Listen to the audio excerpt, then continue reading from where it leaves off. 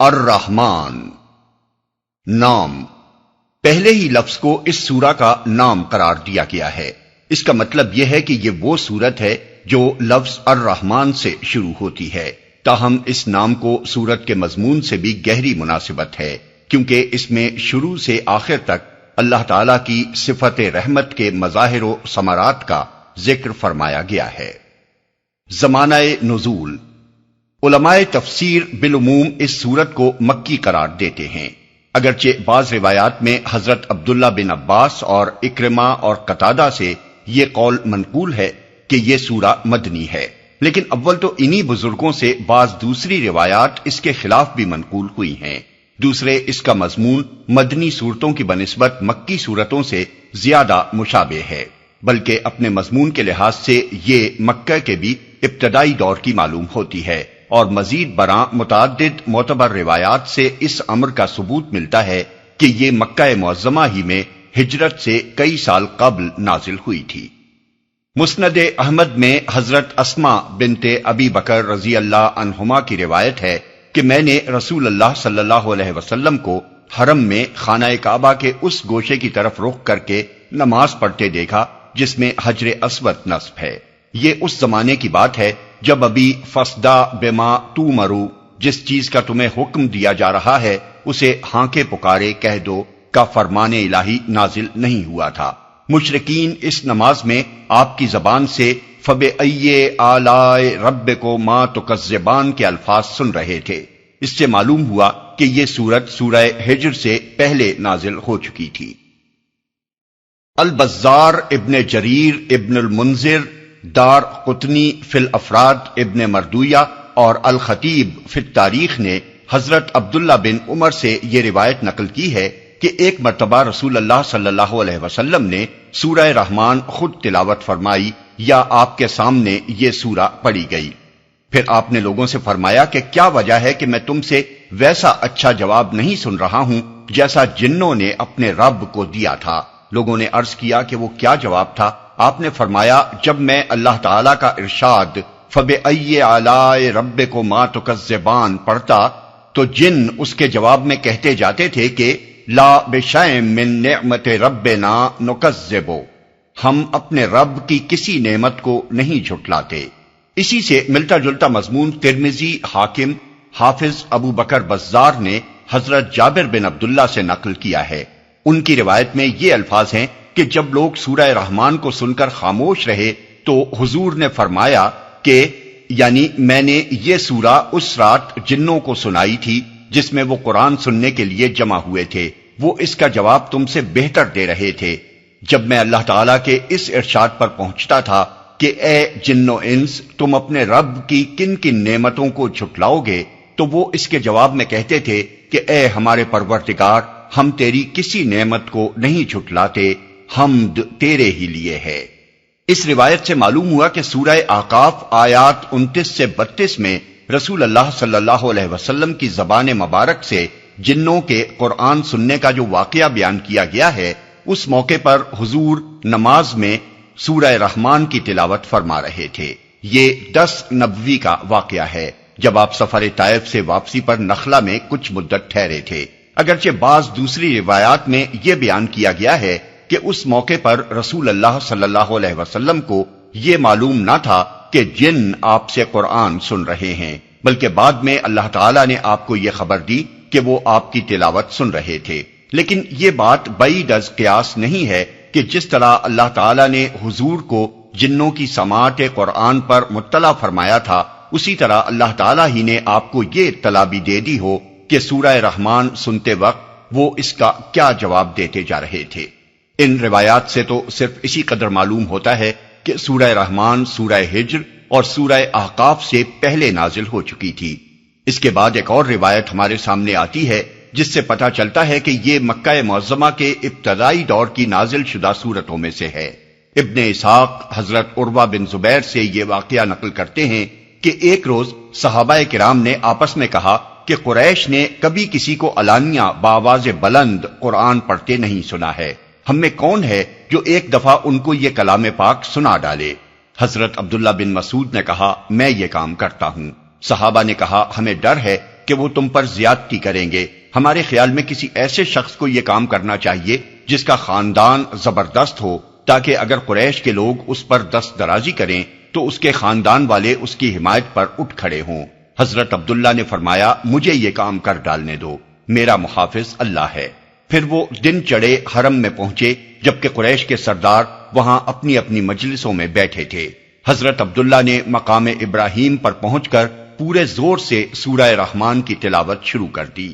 قریش کے لوگ پہلے تو سوچتے رہے کہ عبداللہ کیا کہہ رہے ہیں، پھر جب انہیں پتا چلا کہ یہ وہ کلام ہے جسے محمد صلی اللہ علیہ وسلم خدا کے کلام کی حیثیت سے پیش کرتے ہیں، تو وہ ان پر ٹوٹ پڑے اور ان کے منہ پر تھپڑ مارنے لگے، مگر حضرت عبداللہ نے پرواہ نہ کی، پٹتے جاتے تھے اور پڑھتے جاتے تھے جب تک ان کے دم میں دم رہا۔ قرآن سنائے چلے گئے۔ آخر کار جب وہ اپنا سوجا ہوا منہ لے کر پلٹے تو ساتھیوں نے کہا، ہمیں اسی چیز کا ڈر تھا۔ انہوں نے جواب دیا کہ آج سے بڑھ کر یہ خدا کے دشمن میرے لیے کبھی ہلکے نہ تھے، تم کہو تو کل پھر انہیں قرآن سناؤں۔ سب نے کہا، بس اتنا ہی کافی ہے، جو کچھ وہ نہیں سننا چاہتے تھے وہ تم نے انہیں سنا دیا۔ موضوع اور مضمون۔ قرآن مجید کی یہ ایک ہی صورت ہے جس میں انسان کے ساتھ زمین کی دوسری با اختیار مخلوق جنوں کو بھی براہ راست خطاب کیا گیا ہے، اور دونوں کو اللہ تعالیٰ کی قدرت کے کمالات، اس کے بے حد و حساب احسانات، اس کے مقابلے میں ان کی عاجزی و بے بسی، اور اس کے حضور ان کی جواب دہی کا احساس دلا کر اس کی نافرمانی کے انجام بد سے ڈرایا گیا ہے، اور فرما برداری کے بہترین نتائج سے آگاہ کیا گیا ہے۔ اگرچہ قرآن پاک میں متعدد مقامات پر ایسی تصریحات موجود ہیں جن سے معلوم ہوتا ہے کہ انسانوں کی طرح جن بھی ایک ذی اختیار اور جواب دہ مخلوق ہیں، جنہیں کفر و ایمان اور طاعت و عصیاں کی آزادی بخشی گئی ہے، اور ان میں بھی انسانوں ہی کی طرح کافر و مومن اور مطیع و سرکش پائے جاتے ہیں، اور ان کے اندر بھی ایسے گروہ موجود ہیں جو انبیاء علیہم السلام اور کتب آسمانی پر ایمان لائے ہیں۔ لیکن یہ صورت اس امر کی قطعی صراحت کرتی ہے کہ رسول اللہ صلی اللہ علیہ وسلم اور قرآن مجید کی دعوت جن و انس دونوں کے لیے ہے، اور حضور کی رسالت صرف انسانوں تک محدود نہیں ہے۔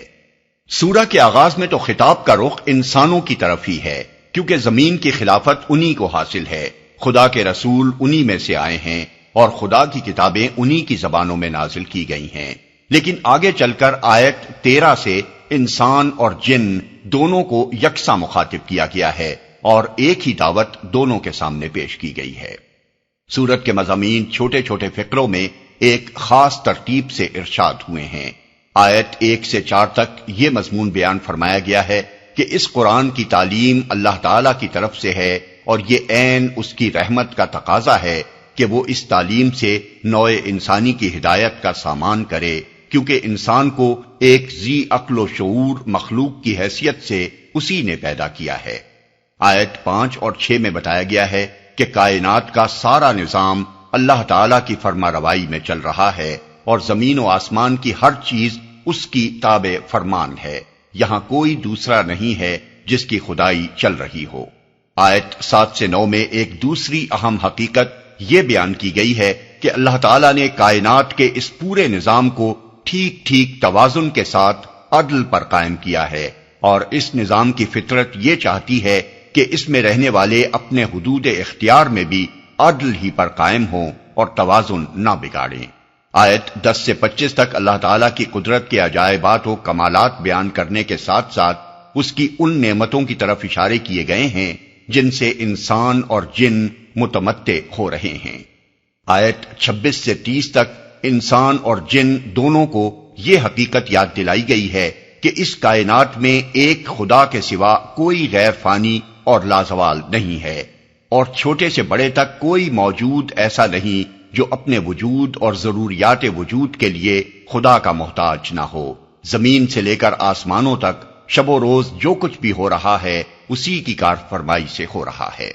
آیت 31 سے 36 تک ان دونوں گروہوں کو خبردار کیا گیا ہے کہ ان قریب وہ وقت آنے والا ہے جب تم سے باز پرس کی جائے گی، اس باز پرس سے بچ کر تم کہیں نہیں جا سکتے، خدا کی خدائی تمہیں ہر طرف سے گھیرے ہوئے ہے۔ اس سے نکل کر بھاگ جانا تمہارے بس میں نہیں ہے اگر تم اس گھمنڈ میں مبتلا ہو کہ اس سے بھاگ سکتے ہو تو بھاگ دیکھو۔ آیت 37 اور 38 میں بتایا گیا ہے کہ یہ باز پرس قیامت کے روز ہونے والی ہے۔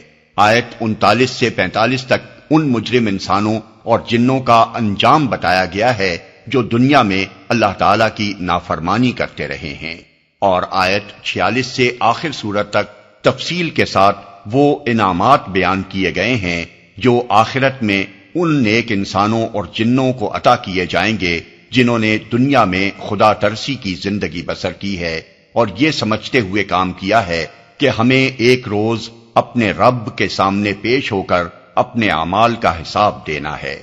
یہ پوری تقریر خطابت کی زبان میں ہے، ایک پرجوش اور نہایت بلیغ خطبہ ہے جس کے دوران میں اللہ تعالیٰ کی قدرت کے ایک ایک عجوبے اور اس کی عطا کردہ نعمتوں میں سے ایک ایک نعمت اور اس کی سلطانی و قہاری کے مظاہر میں سے ایک ایک مظہر اور اس کی جزا و سزا کی تفصیلات میں سے ایک ایک چیز کو بیان کر کے بار بار جن و انس سے سوال کیا گیا ہے کہ فَبِأَيِّ آلَاءِ رَبِّكُمَا تُكَذِّبَانِ۔ آگے چل کر ہم اس کی وضاحت کریں گے کہ آلاء ایک وسیع المانی لفظ ہے جس کو اس خطبے میں مختلف مواقع پر مختلف معنوں میں استعمال کیا گیا ہے، اور جن و انس سے یہ سوال ہر جگہ موقع و محل کے لحاظ سے اپنا ایک خاص مفہوم رکھتا ہے۔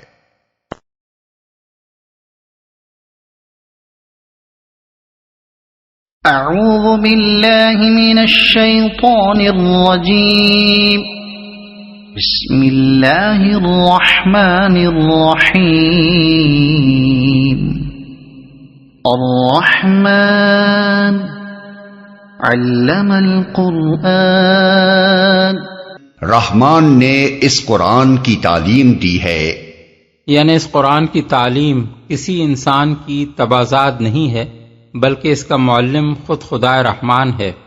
اس مقام پر یہ بات بیان کرنے کی حاجت نہیں تھی کہ اللہ نے قرآن کی یہ تعلیم کس کو دی ہے، کیونکہ لوگ اس کو محمد صلی اللہ علیہ وسلم کی زبان سے سن رہے تھے، اس لیے مقتضائے حال سے کلام کا یہ مدعا آپ سے آپ ظاہر ہو رہا تھا کہ یہ تعلیم محمد صلی اللہ علیہ وسلم کو دی گئی ہے۔ آغاز اس فقرے سے کرنے کا پہلا مقصد تو یہی بتانا ہے کہ حضور خود اس کے مصنف نہیں ہیں بلکہ اس تعلیم کا دینے والا اللہ تعالی ہے۔ مزید برآں دوسرا ایک مقصد اور بھی ہے کہ جس کی طرف لفظ رحمان اشارہ کر رہا ہے۔ اگر بات صرف اتنی ہی کہنی ہوتی کہ یہ تعلیم اللہ کی طرف سے ہے، نبی کی تبازات نہیں ہے، تو اللہ کا اسم ذات چھوڑ کر کوئی اسم صفت استعمال کرنے کی حاجت نہیں تھی، اور اسم صفت ہی استعمال کرنا ہوتا تو محض اس مضمون کو ادا کرنے کے لیے اسماء الہیہ میں سے کوئی اسم بھی اختیار کیا جا سکتا تھا۔ لیکن جب یہ کہنے کے بجائے کہ اللہ نے یا خالق نے یا رزاق نے یہ تعلیم دی ہے، فرمایا یہ گیا کہ اس قرآن کی تعلیم رحمان نے دی ہے، تو اس سے خود بخود یہ مضمون نکل آیا کہ بندوں کی ہدایت کے لیے قرآن مجید کا نازل کیا جانا سراسر اللہ کی رحمت ہے۔ وہ چونکہ اپنی مخلوق پر بے انتہا مہربان ہے، اس لیے اس نے یہ گوارا نہ کیا کہ تمہیں تاریکی میں بھٹکتا چھوڑ دے، اور اس کی رحمت اس بات کی مقتضی ہوئی کہ یہ قرآن بھیج کر تمہیں وہ علم عطا فرمائے جس پر دنیا میں تمہاری راست روی اور آخرت میں تمہاری فلاح کا انحصار ہے۔ خلق الانسان علمہ البیان، اسی نے انسان کو پیدا کیا اور اسے بولنا سکھایا۔ انسان کو پیدا کیا، بالفاظ دیگر چونکہ اللہ تعالیٰ انسان کا خالق ہے اور خالق ہی کی یہ ذمہ داری ہے کہ اپنی مخلوق کی رہنمائی کرے اور اسے وہ راستہ بتائے جس سے وہ اپنا مقصد وجود پورا کر سکے، اس لیے اللہ تعالیٰ کی طرف سے قرآن کی اس تعلیم کا نازل ہونا محض اس کی رحمانیت ہی کا تقاضا نہیں ہے بلکہ اس کے خالق ہونے کا بھی لازمی اور فطری تقاضا ہے۔ خالق اپنی مخلوق کی رہنمائی نہ کرے گا تو اور کون کرے گا، اور خالق ہی رہنمائی نہ کرے تو اور کون کر سکتا ہے، اور خالق کے لیے اس سے بڑا عیب اور کیا ہو سکتا ہے کہ جس چیز کو وہ وجود میں لائے اسے اپنے وجود کا مقصد پورا کرنے کا طریقہ نہ سکھائے۔ پس در حقیقت اللہ تعالیٰ کی طرف سے انسان کی تعلیم کا انتظام ہونا عجیب بات نہیں ہے، بلکہ یہ انتظام اگر اس کی طرف سے نہ ہوتا تو قابل تعجب ہوتا۔ پوری کائنات میں جو چیز بھی اس نے بنائی ہے اس کو محض پیدا کر کے نہیں چھوڑ دیا ہے، بلکہ اس کو وہ موزوں ترین ساخت دی ہے جس سے وہ نظام فطرت میں اپنے حصے کا کام کرنے کے قابل ہو سکے، اور اس کام کو انجام دینے کا طریقہ اسے سکھایا ہے۔ خود انسان کے اپنے جسم کا ایک ایک رونگٹا اور ایک ایک خلیہ یعنی سیل وہ کام سیکھ کر پیدا ہوا ہے جو اسے انسانی جسم میں انجام دینا ہے۔ پھر آخر انسان بجائے خود اپنے خالق کی تعلیم اور رہنمائی سے بے نیاز یا محروم کیسے ہو سکتا تھا؟ قرآن مجید میں اس مضمون کو مختلف مقامات پر مختلف طریقوں سے سمجھایا گیا ہے۔ سورہ لیل آیت 12 میں فرمایا ان علینا للہدی، یعنی رہنمائی کرنا ہماری ذمہ داری ہے۔ سورہ نحل آیت 9 میں ارشاد ہوا وعلی اللہ قصد السبیل ومنہا جائر، یعنی یہ اللہ کے ذمے ہے کہ سیدھا راستہ بتائے اور ٹیڑھے راستے بہت سے ہیں۔ سورہ طٰہٰ آیات 47 تا 50 میں ذکر آتا ہے کہ جب فرعون نے حضرت موسیٰ کی زبان سے پیغام رسالت سن کر حیرت سے پوچھا کہ آخر وہ تمہارا رب کون سا ہے جو میرے پاس رسول بھیجتا ہے، تو حضرت موسیٰ نے جواب دیا کہ ربنا الذی اعطی کل شیء خلقہ ثم ہدی، یعنی ہمارا رب وہ ہے جس نے ہر چیز کو اس کی مخصوص ساخت عطا کی اور پھر اس کی رہنمائی کی، یعنی وہ طریقہ سکھایا جس سے وہ نظام وجود میں اپنے حصے کا کام کر سکے۔ یہی وہ دلیل ہے جس سے ایک غیر متعصب ذہن اس بات پر مطمئن ہو جاتا ہے کہ انسان کی تعلیم کے لیے اللہ تعالیٰ کی طرف سے رسولوں اور کتابوں کا آنا عین تقاضائے فطرت ہے۔ اسے بولنا سکھایا۔ اصل میں لفظ بیان استعمال ہوا ہے، اس کے ایک معنی تو اظہار ما فی الضمیر کے ہیں، یعنی بولنا اور اپنا مطلب و مدعا بیان کرنا، اور دوسرے معنی ہیں فرق و امتیاز کی وضاحت، جس سے مراد اس مقام پر خیر و شر اور بھلائی اور برائی کا امتیاز ہے۔ ان دونوں معنوں کے لحاظ سے یہ چھوٹا سا فقرہ اوپر کے استدلال کو مکمل کر دیتا ہے۔ بولنا وہ امتیازی وصف ہے جو انسان کو حیوانات اور دوسری ارضی مخلوقات سے ممیز کرتا ہے۔ یہ محض قوت گویائی ہی نہیں ہے، بلکہ اس کے پیچھے عقل و شعور، فہم و ادراک، تمیز و ارادہ اور دوسری ذہنی قوتیں کارفرما ہوتی ہیں جن کے بغیر انسان کی قوت ناطقہ کام نہیں کر سکتی۔ اس لیے بولنا دراصل انسان کے ذی شعور اور ذی اختیار مخلوق ہونے کی صریح علامت ہے، اور یہ امتیازی وصف جب اللہ تعالیٰ نے انسان کو عطا فرمایا ہے تو ظاہر ہے کہ اس کے لیے تعلیم کی نوعیت بھی وہ نہیں ہو سکتی جو بے شعور اور بے اختیار مخلوق کی رہنمائی کے لیے موزوں ہے۔ اسی طرح انسان کا دوسرا اہم ترین امتیازی وصف یہ ہے کہ اللہ تعالیٰ نے اس کے اندر ایک اخلاقی حس یعنی مورل سینس رکھ دی ہے، جس کی وجہ سے وہ فطری طور پر نیکی اور بدی، حق اور ناحق، ظلم اور انصاف، بجا اور بیجا کے درمیان فرق کرتا ہے، اور یہ وجدان اور احساس انتہائی گمراہی و جہالت کی حالت میں بھی اس کے اندر سے نہیں نکلتا۔ ان دونوں امتیازی خصوصیات کا لازمی تقاضا یہ ہے کہ انسان کی شعوری و اختیاری زندگی کے لیے تعلیم کا طریقہ اس پیدائشی طریقے تعلیم سے مختلف ہو جس کے تحت مچھلی کو تیرنا اور پرندے کو اڑنا اور خود انسانی جسم کے اندر پلک کو جھپکنا، آنکھ کو دیکھنا، کان کو سننا اور معدے کو ہضم کرنا سکھایا گیا ہے۔ انسان خود اپنی زندگی کے اس شعبے میں استاد اور کتاب اور مدرسے اور تبلیغ و تلقین اور تحریر و تقریر اور بحث و استدلال جیسے ذرائع ہی کو وسیلہ تعلیم مانتا ہے اور پیدائشی علم و شعور کو کافی نہیں سمجھتا۔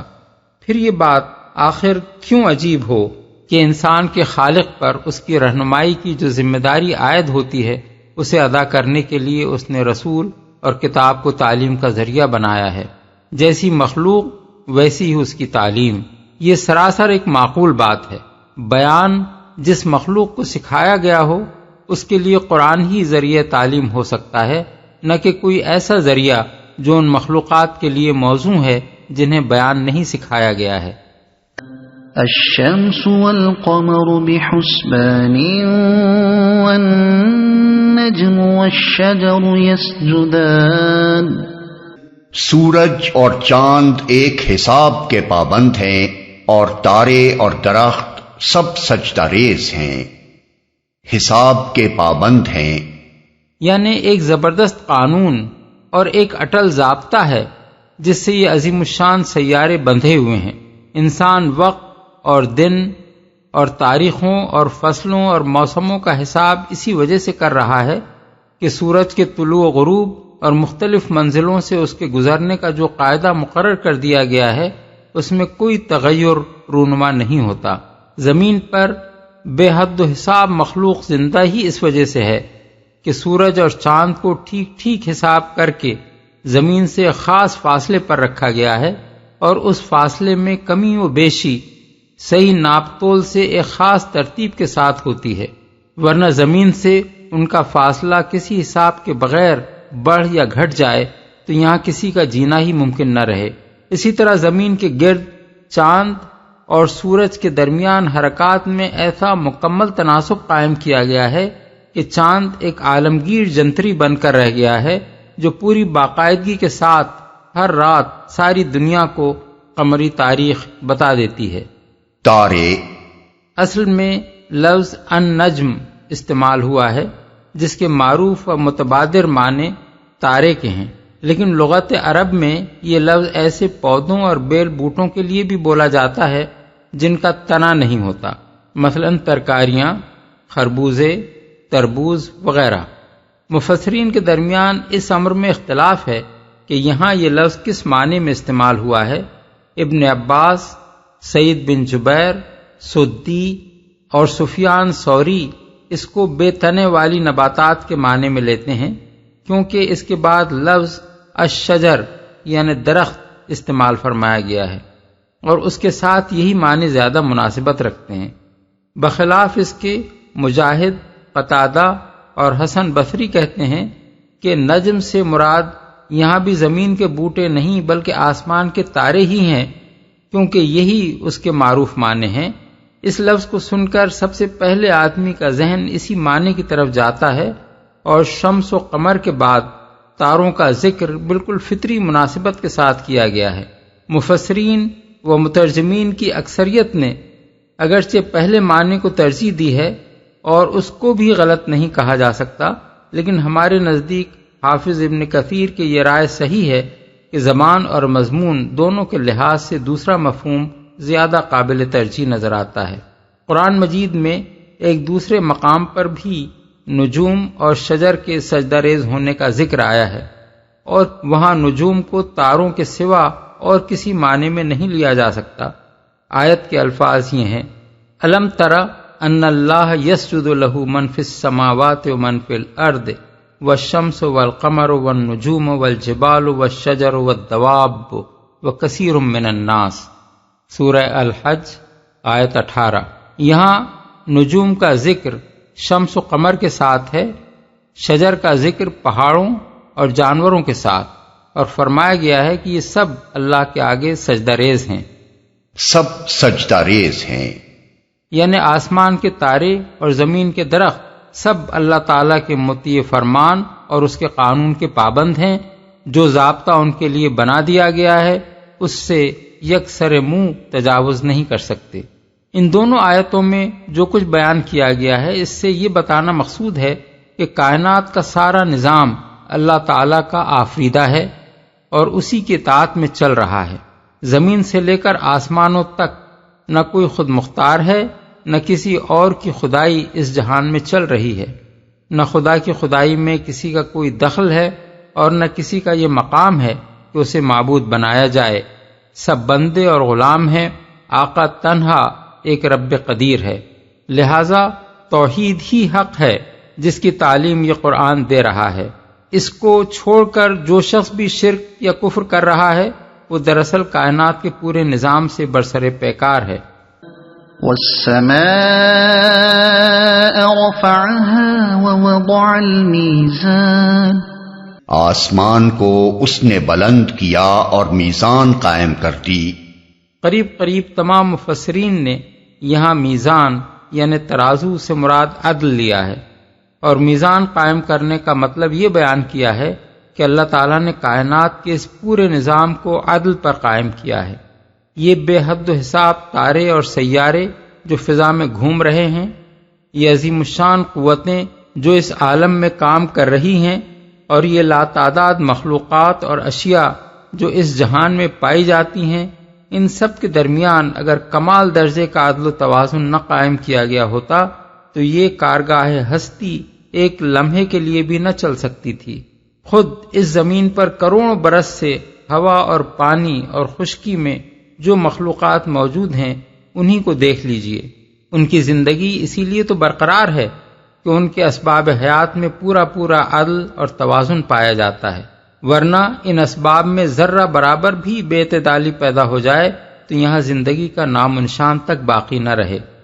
أَلَّا تَطْغَوْا فِي الْمِيزَانِ وَأَقِيمُوا الْوَزْنَ بِالْقِسْطِ وَلَا تُخْسِرُوا الْمِيزَانَ وَالْأَرْضَ وَضَعَهَا لِلْأَنَامِ۔ اس کا تقاضا یہ ہے کہ تم میزان میں خلل نہ ڈالو، انصاف کے ساتھ ٹھیک ٹھیک تولو اور ترازو میں ڈنڈی نہ مارو۔ یعنی چونکہ تم ایک متوازن کائنات میں رہتے ہو جس کا سارا نظام عدل پر قائم کیا گیا ہے، اس لیے تمہیں بھی عدل پر قائم ہونا چاہیے۔ جس دائرے میں تمہیں اختیار دیا گیا ہے اس میں اگر تم بے انصافی کرو گے اور جن حقداروں کے حقوق تمہارے ہاتھ میں دیے گئے ہیں اگر تم ان کے حق مارو گے تو یہ فطرت کائنات سے تمہاری بغاوت ہوگی۔ اس کائنات کی فطرت ظلم و بے انصافی اور حق ماری کو قبول نہیں کرتی۔ یہاں ایک بڑا ظلم تو درکنار، ترازو میں ڈنڈی مار کر اگر کوئی شخص خریدار کے حصے کی ایک تولہ بھر چیز بھی مار لیتا ہے تو میزان عالم میں خلل برپا کر دیتا ہے۔ یہ قرآن کی تعلیم کا دوسرا اہم حصہ ہے جو ان 3 آیتوں میں بیان کیا گیا ہے۔ پہلی تعلیم ہے توحید اور دوسری تعلیم ہے عدل۔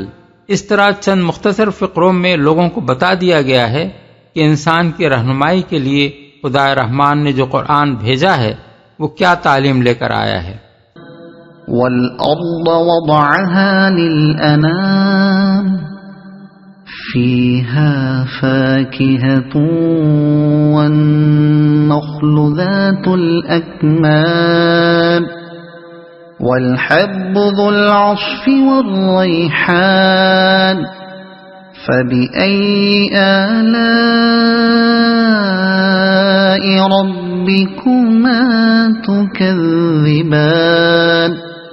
زمین کو اس نے سب مخلوقات کے لیے بنایا، اس میں ہر طرح کے بکثرت لذیذ پھل ہیں، کھجور کے درخت ہیں جن کے پھل غلافوں میں لپٹے ہوئے ہیں، طرح طرح کے غلے ہیں جن میں بھوسا بھی ہوتا ہے اور دانا بھی۔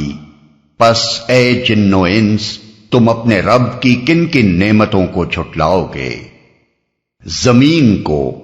اب یہاں سے آیت 25 تک اللہ تعالیٰ کی ان نعمتوں اور اس کے ان احسانات اور اس کی قدرت کے ان کرشموں کا ذکر کیا جا رہا ہے جن سے انسان اور جن دونوں متمتع ہو رہے ہیں، اور جن کا فطری اور اخلاقی تقاضا یہ ہے کہ وہ کفر و ایمان کا اختیار رکھنے کے باوجود خود اپنی مرضی سے بطوع و رغبت اپنے رب کی بندگی اور اطاعت کا راستہ اختیار کریں۔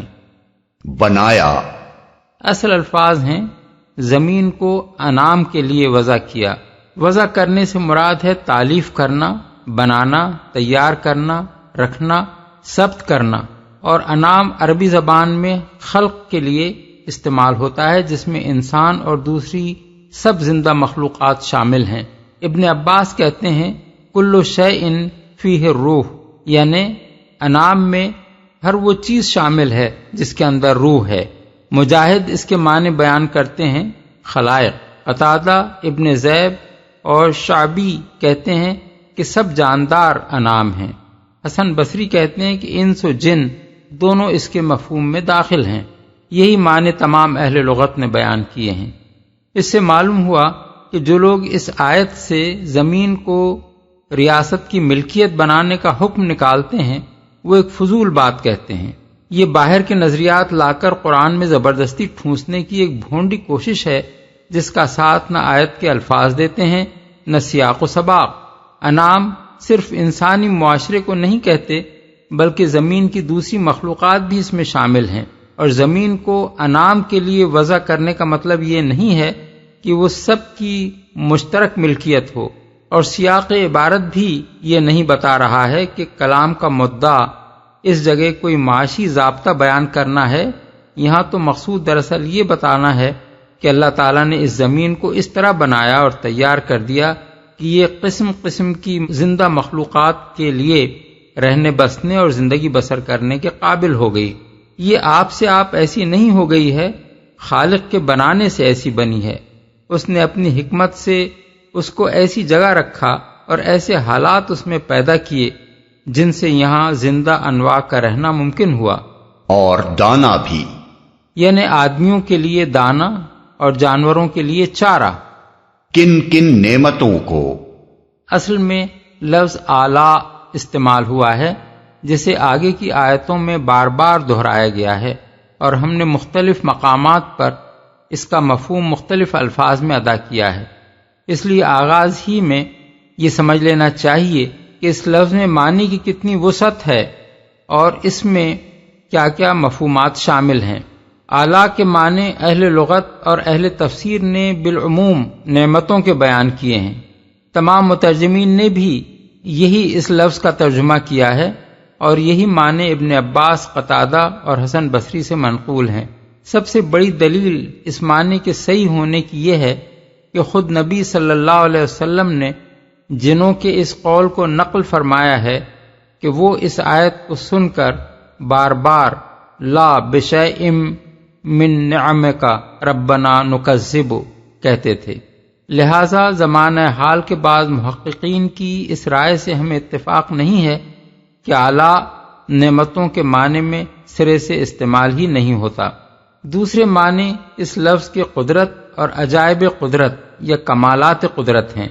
ابن جریر طبری نے ابن زید کا قول نقل کیا ہے کہ فَبِأَيِّ آلَاءِ رَبِّكُمَا کے معنی ہیں فَبِأَيِّ قدرت اللہ۔ ابن جریر نے خود بھی آیات 37 اور 38 کی تفسیر میں اعلیٰ کو قدرت کے معنی میں لیا ہے۔ امام رازی نے بھی آیات 14، 15 اور 16 کی تفسیر میں لکھا ہے یہ آیات بیان نعمت کے لیے نہیں بلکہ بیان قدرت کے لیے ہیں، اور آیات 22 اور 23 کی تفسیر میں وہ فرماتے ہیں یہ اللہ تعالیٰ کے عجائب قدرت کے بیان میں ہے، نہ کہ نعمتوں کے بیان میں۔ اس کے تیسرے معنی ہیں خوبیاں، اوصاف حمیدہ اور کمالات و فضائل۔ اس معنی کو اہل لغت اور اہل تفسیر نے بیان نہیں کیا ہے، مگر اشعار عرب میں یہ لفظ کثرت سے اس معنی میں استعمال ہوا ہے۔ نابغہ کہتا ہے ہم الملوک و ابناء الملوک لہم فضل علی الناس فی الآلاء والنعم، یعنی وہ بادشاہ اور شہزادے ہیں، ان کو لوگوں پر اپنی خوبیوں اور نعمتوں میں فضیلت حاصل ہے۔ محلحل اپنے بھائی کلیب کے مرثیے میں کہتا ہے الحزم والعزم کانا من طبائعہ ما کل آلائہ یا قوم احصیہا، یعنی حزم اور عزم اس کے اوصاف میں سے تھے، لوگوں میں اس کی ساری خوبیاں شمار نہیں کر رہا ہوں۔ فضالہ بن زید المادوانی غریبی کی برائیاں بیان کرتے ہوئے کہتا ہے کہ غریب اچھا کام بھی کرے تو برا بنتا ہے، اور وَتُحْمَدُ آلاء البخیل المدرہم، یعنی مالدار بخیل کے کمالات کی تعریف کی جاتی ہے۔ اجدہ حمدانی اپنے گھوڑے کمیت کی تعریف میں کہتا ہے وَرَزِيتُ آلاء الکمیت فَمَنْ يَبَعْ فَرَسًا فَلَيْسَ جَوَادُنَا بِمَبَاعِی، یعنی مجھے کمیت کے عمدہ اوصاف پسند ہیں، اگر کوئی شخص کسی گھوڑے کو بیچتا ہے تو بیچے، ہمارا گھوڑا بکنے والا نہیں ہے۔ حماسہ کا ایک شاعر جس کا نام ابو تمام نے نہیں لیا ہے، ولید بن ادہم کے اقتدار کا مرثیہ کہتا ہے اذا ممرؤ اسنا بآلاء میت فلا یبعد اللہ الولید بن ادہما، یعنی جب بھی کوئی شخص کسی مرنے والے کی خوبیاں بیان کرے تو خدا نہ کرے کہ ولید بن ادہم اس موقع پر فراموش ہو۔ وما کان مفراحا اذا الخیر مسہ ولا کان منانا اذا ہوا انعما، یعنی اس پر اچھے حالات آتے تو پھولتا نہ تھا اور کسی پر احسان کرتا تو جتاتا نہ تھا۔ طرفہ ایک شخص کی تعریف میں کہتا ہے کامل یجمع اعلیٰ الفتح نبہ سید و سادات خدم، یعنی وہ کامل اور جوان مردی کے اوصاف کا جامع ہے، شریف ہے، سرداروں کا سردار، دریا دل۔ ان شواہد و نظائر کو نگاہ میں رکھ کر ہم نے لفظ اعلیٰ کو اس کے وسیع معنی میں لیا ہے اور ہر جگہ موقع و محل کے لحاظ سے اس کے جو معنی مناسب تر نظر آئے ہیں وہی ترجمے میں درج کر دیے ہیں۔ لیکن بعض مقامات پر ایک ہی جگہ اعلیٰ کے کئی مفہوم ہو سکتے ہیں اور ترجمے کی مجبوریوں سے ہم کو اس کے ایک ہی معنی اختیار کرنے پڑے ہیں، کیونکہ اردو زبان میں کوئی لفظ اتنا جامع نہیں ہے کہ وہ ان سارے مفہومات کو بیک وقت ادا کر سکے۔ مثلا اس آیت میں زمین کی تخلیق اور اس میں مخلوقات کی رزق رسانی کے بہترین انتظامات کا ذکر کرنے کے بعد فرمایا گیا ہے کہ تم اپنے رب کے کن کن اعلیٰ کو جھٹلاؤ گے۔ اس موقع پر اعلیٰ صرف نعمتوں کے معنی ہی میں نہیں ہے، بلکہ اللہ جل شانہ کی قدرت کے کمالات اور اس کی صفات حمیدہ کے معنی میں بھی ہے۔ یہ اس کی قدرت کا کمال ہے کہ اس نے اس کرۂ خاکی کو اس عجیب طریقے سے بنایا کہ اس میں بے شمار اقسام کی زندہ مخلوقات رہتی ہیں اور طرح طرح کے پھل اور غلے اس کے اندر پیدا ہوتے ہیں، اور یہ اس کی صفات حمیدہ ہی ہیں کہ اس نے ان مخلوقات کو پیدا کرنے کے ساتھ ساتھ یہاں ان کی پرورش اور رزق رسانی کا بھی انتظام کیا، اور انتظام بھی اس شان کا کہ ان کی خوراک میں نری غذائیت ہی نہیں ہے بلکہ لذت کام و دہن اور ذوق نظر کی بھی ان گنت رعایتیں ہیں۔ اس سلسلے میں اللہ تعالیٰ کی کاریگری کے صرف ایک کمال کی طرف بطور نمونہ اشارہ کیا گیا ہے کہ کھجور کے درختوں میں پھل کس طرح غلافوں میں لپیٹ کر پیدا کیا جاتا ہے۔ اس ایک مثال کو نگاہ میں رکھ کر ذرا دیکھیے کہ کیلے، انار، سنترے، ناریل اور دوسرے پھلوں کے پیکنگ میں آرٹ کے کیسے کیسے کمالات دکھائے گئے ہیں، اور یہ طرح طرح کے غلے اور دالیں اور حبوب جو ہم بے فکری کے ساتھ پکا پکا کر کھاتے ہیں، ان میں سے ہر ایک کو کیسی کیسی نفیس بالوں اور خوشوں کی شکل میں پیک کر کے اور نازک چھلکوں میں لپیٹ کر پیدا کیا جاتا ہے۔ جھٹلاؤ گے، جھٹلانے سے مراد وہ متعدد رویے ہیں جو اللہ تعالیٰ کی نعمتوں اور اس کی قدرت کے کرشموں اور اس کی صفات حمیدہ کے معاملے میں لوگ اختیار کرتے ہیں۔ مثلا بعض لوگ سرے سے یہی نہیں مانتے کہ ان ساری چیزوں کا خالق اللہ تعالیٰ ہے۔ ان کا خیال ہے کہ یہ سب کچھ محض مادے کے اتفاقی ہیجان کا نتیجہ ہے، یا ایک حادثہ ہے جس میں کسی حکمت اور سنائی کا کوئی دخل نہیں، یہ کھلی کھلی تکذیب ہے۔ بعض دوسرے لوگ یہ تو تسلیم کرتے ہیں کہ ان چیزوں کا پیدا کرنے والا اللہ ہی ہے، مگر اس کے ساتھ دوسروں کو خدائی میں شریک ٹھہراتے ہیں، اس کی نعمتوں کا شکریہ دوسروں کو ادا کرتے ہیں اور اس کا رزق کھا کر دوسروں کے گن گاتے ہیں۔ یہ تکذیب کی ایک اور شکل ہے۔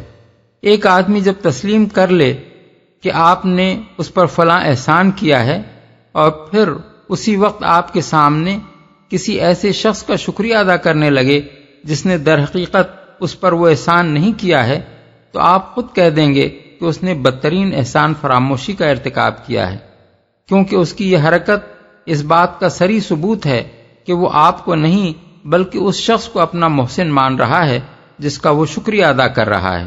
کچھ اور لوگ ہیں جو ساری چیزوں کا خالق اور تمام نعمتوں کا دینے والا اللہ تعالیٰ ہی کو مانتے ہیں، مگر اس بات کو نہیں مانتے کہ انہیں اپنے خالق و پروردگار کے احکام کی اطاعت اور اس کی ہدایات کی پیروی کرنی چاہیے۔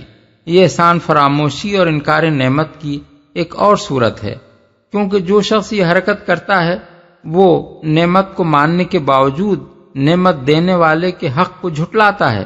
کچھ اور لوگ زبان سے نہ نعمت کا انکار کرتے ہیں نہ نعمت دینے والے کے حق کو جھٹلاتے ہیں، مگر عملاً ان کی زندگی اور ایک منکر و مکذب کی زندگی میں کوئی قابل ذکر فرق نہیں ہوتا۔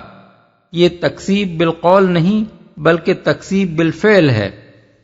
خلق الإنسان من صلصال كالفخار وخلق الجان من مارج من نار فبأي آلاء ربكما تكذبان۔ انسان کو اس نے ٹھیکری جیسے سوکھے سڑے ہوئے گارے سے بنایا اور جن کو آگ کی لپٹ سے پیدا کیا، پس اے جن و انس تم اپنے رب کے کن کن عجائب قدرت کو جھٹلاؤ گے؟ گارے سے بنایا۔ تخلیق انسانی کے ابتدائی مراتب جو قرآن مجید میں بیان کیے گئے ہیں، ان کی سلسلے وار ترتیب مختلف مقامات کی تصریحات کو جمع کرنے سے یہ معلوم ہوتی ہے۔ نمبر 1 تراب یعنی مٹی یا خاک۔ نمبر 2 طین یعنی گارا جو مٹی میں پانی ملا کر بنایا جاتا ہے۔ تین لازب یعنی لیسدار گارا یعنی وہ گارا جس کے اندر کافی دیر تک پڑے رہنے کے باعث لیس پیدا ہو جائے۔ 4 حمیم مسنون یعنی وہ گارا جس کے اندر بو پیدا ہو جائے۔ 5 صلصال من حمیم مسنون کالفخار یعنی وہ سڑا ہوا گارا جو سوکھنے کے بعد پکی ہوئی مٹی کے ٹھیکرے جیسا ہو جائے۔ 6 بشر جو مٹی کی اس آخری صورت سے بنایا گیا جس میں اللہ تعالیٰ نے اپنی خاص روح پھونکی، جس کو فرشتوں سے سجدہ کرایا گیا اور جس کی جنس سے اس کا جوڑا پیدا کیا گیا۔ نمبر 7 ثم جعل نسلہ من سلالۃ من ماء مہین، پھر آگے اس کی نسل ایک حقیر پانی جیسے ست سے چلائی گئی جس کے لیے دوسرے مقامات پر نطفے کا لفظ استعمال کیا گیا ہے۔ ان مدارج کے لیے قرآن مجید کی حسب ذیل آیات کو ترتیب وار ملاحظہ کیجیے۔ کمثل آدم خلقہ من تراب، سورہ آل عمران آیت 59۔ بدا خلق الانسان من طین، سورہ السجدہ آیت 7۔ انا خلقناہم من طین لازب، سورہ الصافات آیت 11۔ چوتھا اور پانچواں مرتبہ آیت زیر تفسیر میں بیان ہو چکا ہے، اس کے بعد کے مراتب ان آیات میں بیان کیے گئے ہیں۔ انی خالق بشرا من طین فاذا سویتہ ونفخت فیہ من روحی فقعوا لہ ساجدین، سورہ صاد آیات 71-72۔ خلقکم من نفس واحدۃ وخلق منہا زوجہا وبث منہما رجالا کثیرا ونساء، سورہ النساء آیت 1۔ ثم جعل نسلہ من سلالۃ من ماء مہین، سورہ السجدہ آیت 8۔ فإنا خلقناکم من تراب ثم من نطفۃ، سورہ الحج آیت 5۔ آگ کی لپٹ سے پیدا کیا۔ اصل الفاظ ہیں من مارج من نار، نار سے مراد ایک خاص نوعیت کی آگ ہے، نہ کہ وہ آگ جو لکڑی یا کوئلہ جلانے سے پیدا ہوتی ہے، اور مارج کے معنی ہیں خالص شعلہ جس میں دھواں نہ ہو۔ اس ارشاد کا مطلب یہ ہے کہ جس طرح پہلا انسان مٹی سے بنایا گیا، پھر تخلیق کے مختلف مدارج سے گزرتے ہوئے اس کے لبد خاکی نے گوشت پوست کے زندہ بشر کی شکل اختیار کی اور آگے اس کی نسل نطفے سے چلی، اسی طرح پہلا جن خالص آگ کے شعلے یا آگ کی لپٹ سے پیدا کیا گیا اور بعد میں اس کی ذریت سے جنوں کی نسل پیدا ہوئی۔ اس پہلے جن کی حیثیت جنوں کے معاملے میں وہی ہے جو آدم علیہ السلام کی حیثیت انسانوں کے معاملے میں ہے۔ زندہ بشر بن جانے کے بعد حضرت آدم اور ان کی نسل سے پیدا ہونے والے انسانوں کے جسم کو اس مٹی سے کوئی مناسبت باقی نہ رہی جس سے ان کو پیدا کیا گیا تھا۔ اگرچہ اب بھی ہمارا جسم پورا کا پورا زمین ہی کے اجزاء سے مرکب ہے، لیکن اجزاء نے گوشت پوست اور خون کی شکل اختیار کر لی ہے، اور جان پڑنے کے بعد وہ تودہ خاک کی بنسبت ایک بالکل ہی مختلف چیز بن گیا ہے، اور ایسا ہی معاملہ جنوں کا بھی ہے۔ ان کا وجود بھی اصلاً ایک آتشین وجود ہی ہے، لیکن جس طرح ہم محض تودہ خاک نہیں ہیں، اسی طرح وہ بھی محض شعلہ آتش نہیں ہیں۔ اس آیت سے دو باتیں معلوم ہوئیں، ایک یہ کہ جن مجرد روح نہیں ہیں بلکہ ایک خاص نوعیت کے مادی اجسام ہی ہیں، مگر چونکہ وہ خالص آتشین اجزاء سے مرکب ہیں اس لیے وہ خاکی اجزاء سے بنے ہوئے انسانوں کو نظر نہیں آتے۔ اسی چیز کی طرف یہ آیت اشارہ کرتی ہے کہ انہ یراکم ہوا وقبیلہ من حیث لا ترونہم، یعنی شیطان اور اس کا قبیلہ تم کو ایسی جگہ سے دیکھ رہا ہے جہاں تم اس کو نہیں دیکھتے۔ سورہ الاعراف آیت 27۔ اسی طرح جنوں کا سریع الحرکت ہونا، ان کا بآسانی مختلف شکلیں اختیار کر لینا اور ان مقامات پر غیر محسوس طریقے سے نفوذ کر جانا جہاں خاکی اجزاء سے بنی ہوئی چیزیں نفوذ نہیں کر سکتی، یا نفوذ کرتی ہیں تو ان کا نفوذ محسوس ہو جاتا ہے، یہ سب امور بھی اسی وجہ سے ممکن اور قابل فہم ہے کہ وہ فی الاصل آتشی مخلوق ہیں۔ دوسری بات اس سے یہ معلوم ہوئی کہ جن نہ صرف یہ کہ انسان سے بالکل الگ نوعیت کی مخلوق ہیں بلکہ ان کا مادہ تخلیق ہی انسان، حیوان، نباتات اور جمادات سے قطعی مختلف ہے۔ یہ آیت صریح الفاظ میں ان لوگوں کے خیال کی غلطی ثابت کر رہی ہے جو جنوں کو انسانوں ہی کی ایک قسم قرار دیتے ہیں۔ وہ اس کی تعویل یہ کرتے ہیں کہ مٹی سے انسان کو اور آگ سے جن کو پیدا کرنے کا مطلب دراصل دو قسم کے لوگوں کی مزاجی کیفیت کا فرق بیان کرنا ہے۔ ایک قسم کے انسان منکسر المزاج ہوتے ہیں اور وہی سچے معنوں میں انسان ہیں، اور دوسری قسم کے انسان آتش کے پرکالے اور شعلہ مزاج ہوتے ہیں جنہیں آدمی کے بجائے شیطان کہنا زیادہ صحیح ہوتا ہے۔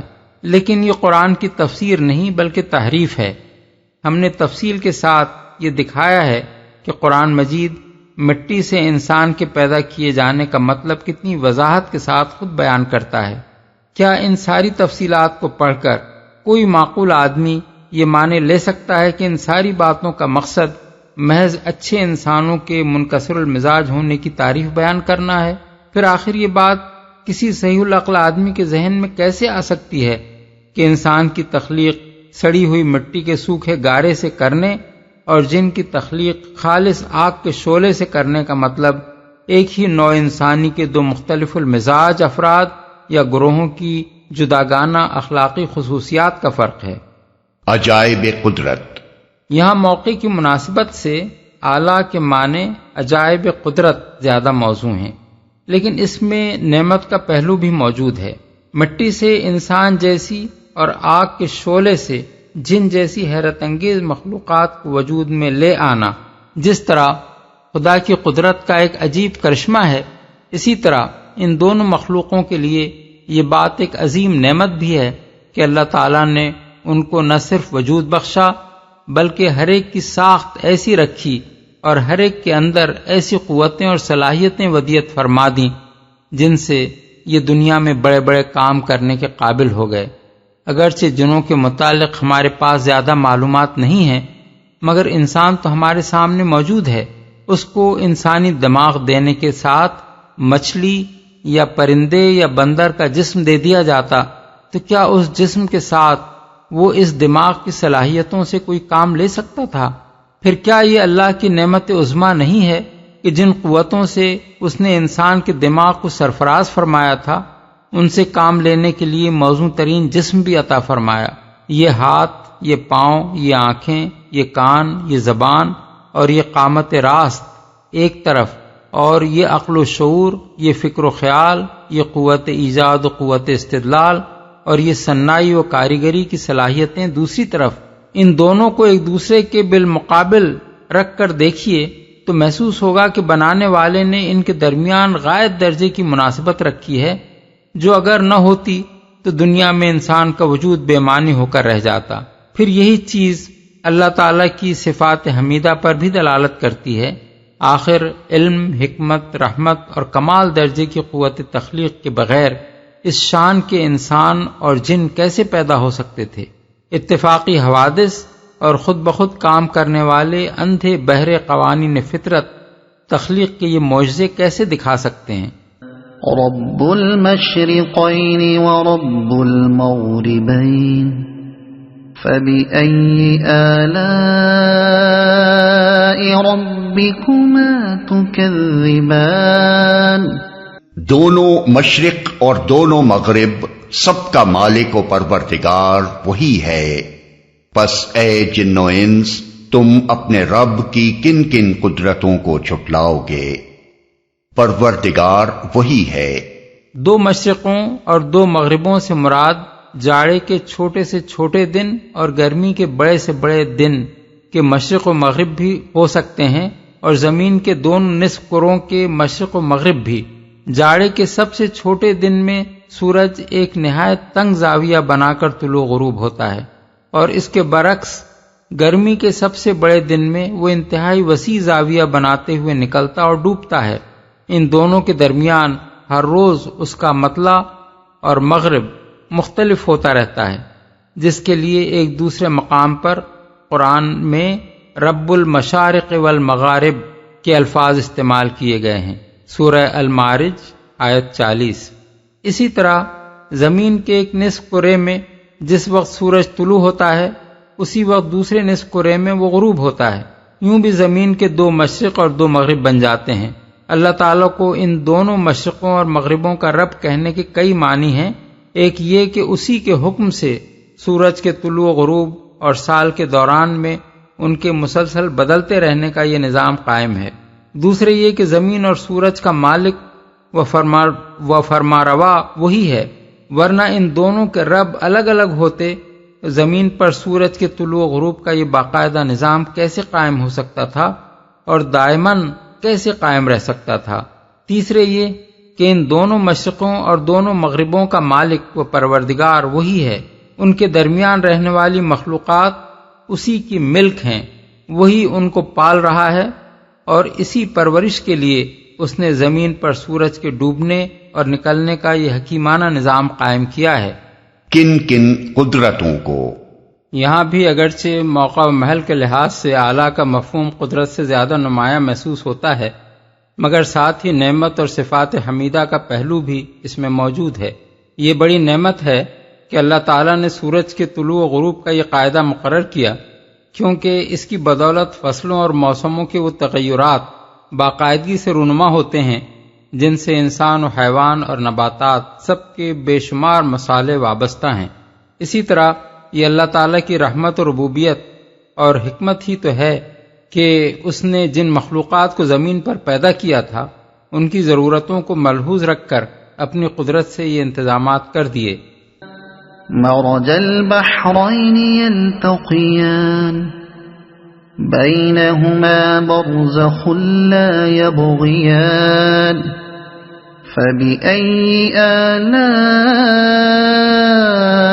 ربكما تكذبان يخرج منهما اللؤلؤ والمرجان فبأي آلاء ربكما تكذبان دو سمندروں کو اس نے چھوڑ دیا کہ باہم مل جائیں، پھر بھی ان کے درمیان ایک پردہ حائل ہے جس سے وہ تجاوز نہیں کرتے۔ پس اے جن و انس تم اپنے رب کی قدرت کے کن کن کرشموں کو جھٹلاؤ گے؟ ان سمندروں سے موتی اور مونگے نکلتے ہیں، پس اے جن و انس تم اپنے رب کی قدرت کے کن کن کمالات کو جھٹلاؤ گے؟ مونگے اصل میں لفظ مرجان استعمال ہوا ہے۔ ابن عباس، قتادہ، ابن زید اور ضحاک رحمہم اللہ کا قول ہے کہ اس سے مراد چھوٹے موتی ہیں، اور حضرت عبداللہ بن مسعود فرماتے ہیں کہ یہ لفظ عربی میں مونگوں کے لیے استعمال ہوتا ہے۔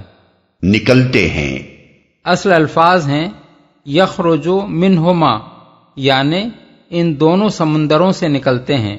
معترضین اس پر اعتراض کرتے ہیں کہ موتی اور مونگے تو صرف کھاری پانی سے نکلتے ہیں، پھر یہ کیسے کہا گیا کہ میٹھے اور کھاری دونوں پانیوں سے یہ چیزیں نکلتی ہیں؟ اس کا جواب یہ ہے کہ سمندروں میں میٹھا اور کھاری دونوں طرح کا پانی جمع ہو جاتا ہے، اس لیے خواہ یہ کہا جائے کہ دونوں کے مجموعے سے یہ چیزیں نکلتی ہیں یا یہ کہا جائے کہ وہ دونوں پانیوں سے نکلتی ہیں، بات ایک ہی رہتی ہے۔ اور کچھ عجب نہیں کہ مزید تحقیقات سے یہ ثابت ہو کہ ان چیزوں کی پیدائش سمندر میں اس جگہ ہوتی ہے جہاں اس کی تہ سے میٹھے پانی کے چشمے پھوٹتے ہیں، اور ان کی پیدائش و پرورش میں دونوں طرح کے پانیوں کے اجتماع کا کچھ دخل ہے۔ بحرین میں جہاں قدیم ترین زمانے سے موتی نکالے جا رہے ہیں، وہاں تو یہ بات ثابت ہے کہ خلیج کی تہ میں میٹھے پانی کے چشمے موجود ہیں۔ کن کن کمالات کو جھٹلاؤ گے؟ یہاں بھی اگرچہ اعلیٰ میں قدرت کا پہلو نمایاں ہے، لیکن نعمت اور اوصاف حمیدہ کا پہلو بھی مخفی نہیں ہے۔ یہ خدا کی نعمت ہے کہ سمندر سے یہ قیمتی چیزیں برآمد ہوتی ہیں، اور یہ اس کی شان ربوبیت ہے کہ جس مخلوق کو اس نے ذوق جمال اور شوق زینت بخشا تھا، اس کے ذوق و شوق کی تسکین کے لیے طرح طرح کی حسین چیزیں اس نے اپنی دنیا میں پیدا کر دیں۔ وَلَهُ الْجَوَارِ الْمُنشَآتُ فِي الْبَحْرِ كَالْأَعْلَامِ فَبِأَيِّ آلَاءِ رَبِّكُمَا تُكَذِّبَانِ؟ اور یہ جہاز اسی کے ہیں جو سمندر میں پہاڑوں کی طرح اونچے اٹھے ہوئے ہیں۔ پس اے جن و انس، تم اپنے رب کے کن کن احسانات کو جھٹلاؤ گے؟ اسی کے ہیں، یعنی اسی کی قدرت سے بنے ہیں۔ اسی نے انسان کو یہ صلاحیت بخشی کہ سمندروں کو پار کرنے کے لیے جہاز بنائے، اسی نے زمین پر وہ سامان پیدا کیا جس سے جہاز بن سکتے ہیں، اور اسی نے پانی کو ان قواعد کا پابند کیا جن کی بدولت غضبناک سمندروں کے سینے پر پہاڑ جیسے جہازوں کا چلنا ممکن ہوا۔ جھٹلاؤ گے؟ یہاں اعلیٰ میں نعمت و احسان کا پہلو نمایاں ہے، مگر اوپر کی تشریح سے یہ بات واضح ہو جاتی ہے کہ قدرت اور صفات حسنہ کا پہلو بھی اس میں موجود ہے۔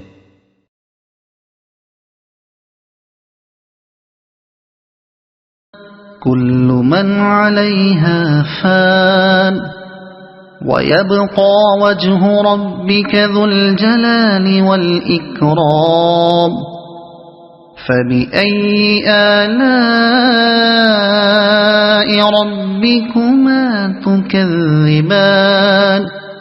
ہر چیز جو اس زمین پر ہے فنا ہو جانے والی ہے، اور صرف تیرے رب کی جلیل و کریم ذات ہی باقی رہنے والی ہے۔ پس اے جن و انس، تم اپنے رب کے کن کن کمالات کو جھٹلاؤ گے؟ ہر چیز۔ یہاں سے آیت 30 تک جن و انس کو دو حقیقتوں سے آگاہ کیا گیا ہے۔ ایک یہ کہ نہ تم خود لافانی ہو اور نہ وہ سر و سامان لازوال ہے جس سے تم اس دنیا میں متمتع ہو رہے ہو۔ لافانی اور لازوال تو صرف اس خدائے بزرگ و برتر کی ذات ہے جس کی عظمت پر یہ کائنات گواہی دے رہی ہے، اور جس کے کرم سے تم کو یہ کچھ نعمتیں نصیب ہوئی ہیں۔ اب اگر تم میں سے کوئی شخص ہم چمن دیگر نیست کے گھمنڈ میں مبتلا ہوتا ہے تو یہ محض اس کی کم ظرفی ہے۔ اپنے ذرا سے دائرہ اختیار میں کوئی بے وقوف کبریائی کے ڈنکے بجا لے، یا چند بندے جو اس کے ہتھے چڑھیں ان کا خدا بن بیٹھے، تو یہ دھوکے کی ٹٹی کتنی دیر کھڑی رہ سکتی ہے؟ کائنات کی وسعتوں میں جس زمین کی حیثیت ایک مٹر کے دانے برابر بھی نہیں ہے، اس کے ایک کونے میں 10 20 یا 50 60 برس جو خدائی اور کبریائی چلے اور پھر قصہ ماضی بن کر رہ جائے، وہ آخر کیا خدائی اور کیا کبریائی ہے جس پر کوئی پھولے؟ دوسری اہم حقیقت جس پر ان دونوں مخلوقوں کو متنبہ کیا گیا ہے یہ ہے کہ اللہ جل شانہ کے سوا دوسری جن ہستیوں کو بھی تم معبود و مشکل کشا اور حاجت روا بناتے ہو، خواہ وہ فرشتے ہوں یا انبیاء و اولیاء یا چاند اور سورج یا اور کسی قسم کی مخلوق، ان میں سے کوئی تمہاری کسی حاجت کو پورا نہیں کر سکتا۔ وہ بیچارے تو خود اپنی حاجات و ضروریات کے لیے اللہ کے محتاج ہیں، ان کے ہاتھ تو خود اس کے آگے پھیلے ہوئے ہیں، وہ خود اپنی مشکل کشائی بھی اپنے بلبوتے پر نہیں کر سکتے تو تمہاری مشکل کشائی کیا کریں گے؟ زمین سے آسمانوں تک اس ناپیدا کنار کائنات میں جو کچھ ہو رہا ہے تنہا ایک خدا کے حکم سے ہو رہا ہے، کار فرمائی میں کسی کا کوئی دخل نہیں ہے کہ وہ کسی معاملے میں کسی بندے کی قسمت پر اثر انداز ہو سکے۔ جھٹلاؤ گے۔ یہاں موقع و محل خود بتا رہا ہے کہ اعلیٰ کا لفظ کمالات کے معنی میں استعمال ہوا ہے۔ فانی مخلوقات میں سے جو کوئی بھی کبریائی کے ظام میں مبتلا ہوتا ہے اور اپنی جھوٹی خدائی کو لازوال سمجھ کر اینٹھتا اور اکڑتا ہے، وہ اگر زبان سے نہیں تو اپنے عمل سے ضرور رب العالمین کی عظمت و جلالت کو جھٹلاتا ہے۔ اس کا غرور بجائے خود اللہ کی کبریائی کی تکذیب ہے۔ جو دعویٰ بھی وہ کسی کمال کا اپنی زبان سے کرتا ہے یا جس کا ادعا اپنے نفس میں رکھتا ہے، وہ اصل صاحب کمال کے مقام و منصب کا انکار ہے۔ يسأله من في السماوات والأرض كل يوم هو في شأن فبأي آلاء ربكما تكذبان۔ زمین اور آسمانوں میں جو بھی ہیں سب اپنی حاجتیں اسی سے مانگ رہے ہیں، ہر آن وہ نئی شان میں ہے۔ پس اے جن و انس تم اپنے رب کی کن کن صفات حمیدہ کو جھٹلاؤ گے؟ نئی شان میں ہے، یعنی ہر وقت اس کارگاہ عالم میں اس کی کارفرمائی کا ایک لامتناہی سلسلہ جاری ہے۔ کسی کو مار رہا ہے، کسی کو جلا رہا ہے، کسی کو اٹھا رہا ہے اور کسی کو گرا رہا ہے، کسی کو شفا دے رہا ہے اور کسی کو بیماری میں مبتلا کر رہا ہے، کسی ڈوبتے کو بچا رہا ہے اور کسی تیرتے کو ڈبو رہا ہے، بے شمار مخلوقات کو طرح طرح سے رزق دے رہا ہے، بے حد و حساب چیزیں نئی سے نئی وضع اور شکل اور اوصاف کے ساتھ پیدا کر رہا ہے۔ اس کی دنیا کبھی ایک حال پر نہیں رہتی، ہر لمحہ اس کے حالات بدلتے رہتے ہیں اور اس کا خالق ہر بار اسے ایک نئی صورت سے ترتیب دیتا ہے جو پچھلی تمام صورتوں سے مختلف ہوتی ہے۔ جھٹلاؤ گے۔ اعلیٰ کا مفہوم اوصاف ہی زیادہ موزوں نظر آتا ہے۔ ہر شخص جو کسی نوعیت کا شرک کرتا ہے دراصل وہ اللہ تعالیٰ کی کسی نہ کسی صفت کی تکذیب کرتا ہے۔ کسی کا یہ کہنا کہ فلاں حضرت نے میری بیماری دور کر دی اصل میں یہ معنی رکھتا ہے کہ اللہ شافی نہیں ہے بلکہ وہ حضرت شافی ہیں۔ کسی کا یہ کہنا کہ فلاں بزرگ کی عنایت سے مجھے روزگار مل گیا حقیقت میں یہ کہنا ہے کہ رازق اللہ نہیں ہے بلکہ وہ بزرگ رازق ہیں۔ کسی کا یہ کہنا کہ فلاں آستانے سے میری مراد برائی گویا دراصل یہ کہنا ہے کہ دنیا میں حکم اللہ کا نہیں بلکہ اس آستانے کا چل رہا ہے۔ غرض ہر مشرکانہ عقیدہ اور مشرکانہ قول آخری تجزیے میں صفات الہی کی تکذیب ہی پر منتہی ہوتا ہے۔ شرک کے معنی ہی یہ ہیں کہ آدمی دوسروں کو سمیع و بصیر، عالم الغیب، فاعل مختار، قادر و متصرف اور الوہیت کے دوسرے اوصاف سے متصف قرار دے رہا ہے اور اس بات کا انکار کر رہا ہے کہ اکیلا اللہ ہی ان صفات کا مالک ہے۔ سنفرغ لكم أيها الثقلان فبأي آلاء ربكما تكذبان۔ اے زمین کے بوجھو ان قریب ہم تم سے باز پرس کرنے کے لیے فارغ ہوئے جاتے ہیں، پھر دیکھ لیں گے کہ تم اپنے رب کے کن کن احسانات کو جھٹلاتے ہو۔ زمین کے بوجھو اصل میں لفظ ثقلان استعمال ہوا ہے جس کا مادہ فے قاف لام ہے۔ ثقل کے معنی بوجھ کے ہیں اور ثقل اس بار کو کہتے ہیں جو سواری پر لدا ہوا ہو۔ ثقلین کا لفظی ترجمہ ہوگا دو لدے ہوئے بوجھ۔ اس جگہ یہ لفظ جن و انس کے لیے استعمال کیا گیا ہے کیونکہ یہ دونوں زمین پر لدے ہوئے ہیں اور چونکہ اوپر سے خطاب ان انسانوں اور جنوں سے ہوتا چلا آ رہا ہے جو اپنے رب کی طاعت و بندگی سے منحرف ہیں، اور آگے بھی آیت 45 تک وہی مخاطب ہیں، اس لیے ان کو ایھا الثقلان کہہ کر خطاب فرمایا گیا ہے، گویا خالق اپنی مخلوق کے ان دونوں نالائق گروہوں سے فرما رہا ہے کہ اے وہ لوگو جو میری زمین پر بار بنے ہوئے ہو، ان قریب میں تمہاری خبر لینے کے لیے فارغ ہوا جاتا ہوں۔ فارغ ہوئے جاتے ہیں۔ اس کا یہ مطلب نہیں کہ اس وقت اللہ تعالیٰ ایسا مشغول ہے کہ اسے ان نافرمانوں سے باز پرس کرنے کی فرصت نہیں ملتی، بلکہ اس کا مطلب دراصل یہ ہے کہ اللہ تعالیٰ نے خاص اوقات نامہ مقرر کر رکھا ہے، جس کے مطابق پہلے وہ ایک معین مدت تک اس دنیا میں انسانوں اور جنوں کی نسلوں پر نسلیں پیدا کرتا رہے گا اور انہیں دنیا کی اس امتحان گاہ میں لا کر کام کرنے کا موقع دے گا، پھر ایک مخصوص ساعت میں امتحان کا یہ سلسلہ یکلخت بند کر دیا جائے گا اور تمام جن و انس جو اس وقت موجود ہوں گے بیک وقت ہلاک کر دیے جائیں گے۔ پھر ایک اور ساتھ نوع انسانی اور نوع جن دونوں سے باز پرس کرنے کے لیے اس کے ہاں طے شدہ ہے، جب ان کے اولین و آخرین کو اثر نو زندہ کر کے بیک وقت جمع کیا جائے گا۔ اس اوقات نامے کے لحاظ سے فرمایا گیا ہے کہ ابھی ہم پہلے دور کا کام کر رہے ہیں اور دوسرے دور کا وقت بھی نہیں آیا ہے، کجا کہ تیسرے دور کا کام اس وقت شروع کر دیا جائے، مگر تم گھبراؤ نہیں، ان قریب وہ وقت آیا چاہتا ہے جب ہم تمہاری خبر لینے کے لیے فارغ ہو جائیں گے۔ یہ عدم فراغت اس معنی میں نہیں ہے کہ اللہ تعالیٰ کو ایک کام نے ایسا مشغول کر رکھا ہے کہ دوسرے کام کی فرصت وہ نہیں پا رہا ہے، بلکہ اس کی نوعیت ایسی ہے جیسے ایک شخص نے مختلف کاموں کے لیے ایک ٹائم ٹیبل بنا رکھا ہو اور اس کی روح سے جس کام کا وقت ابھی نہیں آیا ہے اس کے بارے میں وہ کہے کہ میں سر دست اس کے لیے فارغ نہیں ہوں۔ احسانات کو جھٹلاتے ہو۔ یہاں اعلیٰ کو قدرتوں کے معنی میں بھی لیا جا سکتا ہے۔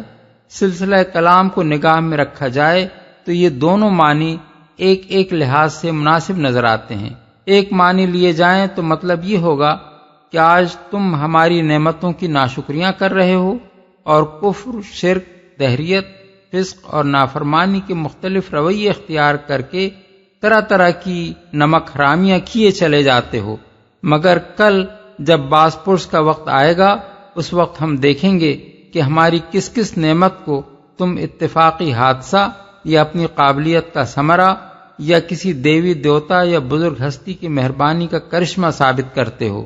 دوسرے معنی لیے جائیں تو مطلب یہ ہوگا کہ آج تم قیامت اور حشر و نشر اور حساب و کتاب اور جنت و دوزخ کا مذاق اڑاتے ہو اور اپنے نزدیک اس خیال خام میں مبتلا ہو کہ ایسا ہونا ممکن ہی نہیں ہے، مگر جب ہم باز پرس کے لیے تم کو گھیر لائیں گے اور وہ سب کچھ تمہارے سامنے آ جائے گا جس کا آج تم انکار کر رہے ہو، اس وقت ہم دیکھیں گے کہ ہماری کس کس قدرت کو تم جھٹلاتے ہو۔ يا معشر الجن والإنس إن استطعتم أن تنفذوا من أقطار السماوات والأرض فانفذوا لا تنفذون إلا بسلطان فبأي آلاء ربكما تكذبان۔ اے گروہ جن و انس، اگر تم زمین اور آسمانوں کی سرحدوں سے نکل کر بھاگ سکتے ہو تو بھاگ دیکھو، نہیں بھاگ سکتے اس کے لیے بڑا زور چاہیے۔ اپنے رب کی کن کن قدرتوں کو تم جھٹلاؤ گے؟ بڑا زور چاہیے۔ زمین اور آسمانوں سے مراد ہے کائنات، یا بالفاظ دیگر خدا کی خدائی۔ آیت کا مطلب یہ ہے کہ خدا کی گرفت سے بچ نکلنا تمہارے بس میں نہیں ہے۔ جس باز پرس کی تمہیں خبر دی جا رہی ہے اس کا وقت آنے پر تم خواہ کسی جگہ بھی ہو بہرحال پکڑ لائے جاؤ گے۔ اس سے بچنے کے لیے تمہیں خدا کی خدائی سے بھاگ نکلنا ہوگا اور اس کا بلبوتا تم میں نہیں ہے۔ اگر ایسا گھمنڈ تم اپنے دل میں رکھتے ہو تو اپنا زور لگا کر دیکھ لو۔ يرسل عليكما شواظ من نار ونحاس فلا تنتصران فبأي آلاء ربكما تكذبان بھاگنے کی کوشش کرو گے تو تم پر آگ کا شعلہ اور دھواں چھوڑ دیا جائے گا جس کا تم مقابلہ نہ کر سکو گے۔ اے جن و انس، تم اپنے رب کی کن کن قدرتوں کا انکار کرو گے؟ آگ کا شعلہ اور دھواں چھوڑ دیا جائے گا۔ اصل میں شواذ اور نحاس کے الفاظ استعمال کیے گئے ہیں۔ شواذ اس خالص شعلے کو کہتے ہیں جس کے ساتھ دھواں نہ ہو، اور نحاس اس خالص دھوئیں کو کہتے ہیں جس میں شعلہ نہ ہو۔ یہ دونوں چیزیں یکے بعد دیگر انسانوں اور جنوں پر اس حالت میں چھوڑی جائیں گی جبکہ وہ اللہ تعالیٰ کی باز پرس سے بچ کر بھاگنے کی کوشش کریں گے۔ فَإِذَا انشَقَّتِ السَّمَاءُ فَكَانَتْ وَرْدَةً كَالدِّهَانِ فَبِأَيِّ آلَاءِ رَبِّكُمَا تُكَذِّبَانِ پھر کیا بنے گی اس وقت جب آسمان پھٹے گا اور لال چمڑے کی طرح سرخ ہو جائے گا۔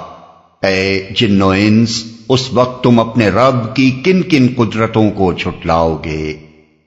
سرخ ہو جائے گا۔ یہ روز قیامت کا ذکر ہے۔ آسمان کے پھٹنے سے مراد ہے بندش افلاک کا کھل جانا، اجرام سماوی کا منتشر ہو جانا، عالم بالا کے نظم کا درہم برہم ہو جانا۔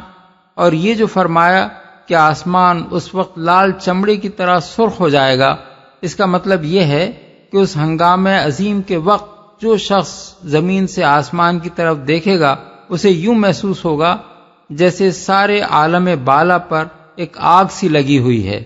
کن کن قدرتوں کو جھٹلاؤ گے؟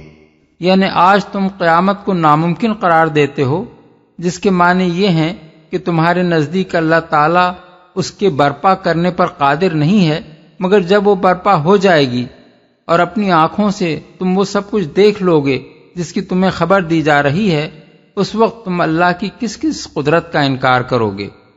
فَيَوْمَئِذٍ لَا يُسْأَلُ عَنْ ذَنبِهِ إِنسٌ وَلَا جَانٌ فَبِأَيِّ آلَاءِ رَبِّكُمَا تُكَذِّبَانِ اس روز کسی انسان اور کسی جن سے اس کا گناہ پوچھنے کی ضرورت نہ ہوگی۔ پھر دیکھ لیا جائے گا تم دونوں گروہ اپنے رب کے کن کن احسانات کا انکار کرتے ہو۔ ضرورت نہ ہوگی۔ اس کی تشریح آگے کا یہ فقرہ کر رہا ہے کہ مجرم وہاں اپنے چہروں سے پہچان لیے جائیں گے۔ مطلب یہ ہے کہ اس عظیم الشان مجمع میں جہاں تمام اولین و آخرین اکٹھے ہوں گے، یہ پوچھتے پھرنے کی ضرورت نہ ہوگی کہ کون کون لوگ مجرم ہیں، نہ کسی انسان یا جن سے یہ دریافت کرنے کی ضرورت پیش آئے گی کہ وہ مجرم ہے یا نہیں۔ مجرموں کے اترے ہوئے چہرے اور ان کی خوفزدہ آنکھیں اور ان کی گھبرائی ہوئی صورتیں اور ان کے چھوٹتے ہوئے پسینے خود ہی یہ راز فاش کر دینے کے لیے کافی ہوں گے کہ وہ مجرم ہیں۔ پولیس کے گھیرے میں اگر ایک ایسا مجمع آ جائے جس میں بے گناہ اور مجرم دونوں قسم کے لوگ ہوں تو بے گناہوں کے چہرے کا اطمینان اور مجرموں کے چہروں کا اضطراب بیک نظر بتا دیتا ہے کہ اس مجمع میں مجرم کون ہے اور بے گناہ کون۔ دنیا میں یہ کلیہ بسا اوقات اس لیے غلط ثابت ہوتا ہے کہ دنیا کی پولیس کے بے لاگ انصاف پسند ہونے پر لوگوں کو بھروسہ نہیں ہوتا، بلکہ بارہا اس کے ہاتھوں مجرموں کی بنسبت شریف لوگ زیادہ پریشان ہوتے ہیں۔ اس لیے یہاں یہ ممکن ہے کہ اس پولیس کے گھیرے میں آ کر شریف لوگ مجرموں سے بھی زیادہ خوفزدہ ہو جائیں، مگر آخرت میں جہاں ہر شریف آدمی کو اللہ تعالیٰ کے انصاف پر کامل اعتماد ہوگا، یہ گھبراہٹ صرف انہی لوگوں پر طاری ہوگی جن کے ضمیر خود اپنے مجرم ہونے سے آگاہ ہوں گے، اور جنہیں میدان حشر میں پہنچتے یقین ہو جائے گا کہ اب ان کی وہ شامت آ گئی ہے جسے ناممکن یا مشتبہ سمجھ کر وہ دنیا میں جرائم کرتے رہے تھے۔ انکار کرتے ہو۔ جرم کی حقیقی بنیاد قرآن کی نگاہ میں یہ ہے کہ بندہ جو اپنے رب کی نعمتوں سے متمتع ہو رہا ہے، اپنے نزدیک یہ سمجھ بیٹھے کہ یہ نعمتیں کسی کی دی ہوئی نہیں ہیں بلکہ آپ سے آپ اسے مل گئی ہیں، یا یہ کہ یہ نعمتیں خدا کا عطیہ نہیں بلکہ اس کی اپنی قابلیت یا خوش نصیبی کا ثمرہ ہیں، یا یہ کہ یہ ہیں تو خدا کا عطیہ مگر اس خدا کا اپنے بندے پر کوئی حق نہیں ہے، یا یہ کہ خدا نے خود یہ مہربانیاں اس پر نہیں کی ہیں بلکہ یہ کسی دوسری ہستی نے اس سے کروا دی ہیں۔ یہی وہ غلط تصورات ہیں جن کے بنا پر آدمی خدا سے بے نیاز اور اس کی اطاعت و بندگی سے آزاد ہو کر دنیا میں وہ افعال کرتا ہے جن سے خدا نے منع کیا ہے، اور وہ افعال نہیں کرتا جن کا اس نے حکم دیا ہے۔ اس لحاظ سے ہر جرم اور ہر گناہ اپنی حقیقت کے اعتبار سے اللہ تعالیٰ کے احسانات کی تکذیب ہے، قطع نظر اس سے کہ کوئی شخص زبان سے ان کا انکار کرتا ہو یا اقرار، مگر جو شخص فی الواقع تکذیب کا ارادہ نہیں رکھتا بلکہ اس کے ذہن کی گہرائیوں میں تصدیق موجود ہوتی ہے، وہ احیاناً کسی بشری کمزوری سے کوئی قصور کر بیٹھے تو اس پر استغفار کرتا ہے اور اس سے بچنے کی کوشش کرتا ہے۔ یہ چیز اسے مکذبین میں شامل ہونے سے بچا لیتی ہے۔ اس کے سوا باقی تمام مجرم در حقیقت اللہ کی نعمتوں کے مکذب اور اس کے احسانات کے منکر ہیں۔ اسی لیے فرمایا کہ جب تم لوگ مجرم کی حیثیت سے گرفتار ہو جاؤ گے اس وقت ہم دیکھیں گے کہ تم ہمارے کس کس احسان کا انکار کرتے ہو۔ سورہ تکاثر میں یہی بات اس طرح فرمائی گئی ہے کہ لَتُسْأَلُنَّ يَوْمَئِذٍ عَنِ النَّعِيمِ، یعنی اس روز ضرور تم سے ان نعمتوں کے بارے میں باز پرس کی جائے گی جو تمہیں دی گئی تھیں، یعنی پوچھا جائے گا کہ یہ نعمتیں ہم نے تمہیں دی تھیں یا نہیں، اور انہیں پا کر تم نے اپنے محسن کے ساتھ کیا رویہ اختیار کیا اور اس کی نعمتوں کو کس طرح استعمال کیا۔ يعرف المجرمون بسيماهم فيؤخذ بالنواصي والأقدام فبأي آلاء ربكما تكذبان هذه جهنم التي يكذب بها المجرمون يطوفون بينها وبين حميم آن فبأي آلاء ربكما تكذبان۔ مجرم وہاں اپنے چہروں سے پہچان لیے جائیں گے اور انہیں پیشانی کے بال اور پاؤں پکڑ پکڑ کر گھسیٹا جائے گا۔ اس وقت تم اپنے رب کی کن کن قدرتوں کو جھٹلاؤ گے۔ اس وقت کہا جائے گا یہ وہی جہنم ہے جس کو مجرمین جھوٹ قرار دیا کرتے تھے، اسی جہنم اور کھولتے ہوئے پانی کے درمیان وہ گردش کرتے رہیں گے، پھر اپنے رب کی کن کن قدرتوں کو تم جھٹلاؤ گے، گردش کرتے رہیں گے۔ یعنی جہنم میں بار بار پیاس کے مارے ان کا برا حال ہوگا، بھاگ بھاگ کر پانی کے چشموں کی طرف جائیں گے مگر وہاں کھولتا ہوا پانی ملے گا جس کے پینے سے کوئی پیاس نہ بجھے گی۔ اس طرح جہنم اور ان چشموں کے درمیان گردش کرنے ہی میں ان کی عمریں بیت جائیں گی۔ کن کن قدرتوں کو تم جھٹلاؤ گے؟ یعنی کیا اس وقت بھی تم اس کا انکار کر سکو گے کہ خدا قیامت لا سکتا ہے، تمہیں موت کے بعد دوسری زندگی دے سکتا ہے، تم سے باز پرس بھی کر سکتا ہے، اور یہ جہنم بھی بنا سکتا ہے جس میں آج تم سزا پا رہے ہو۔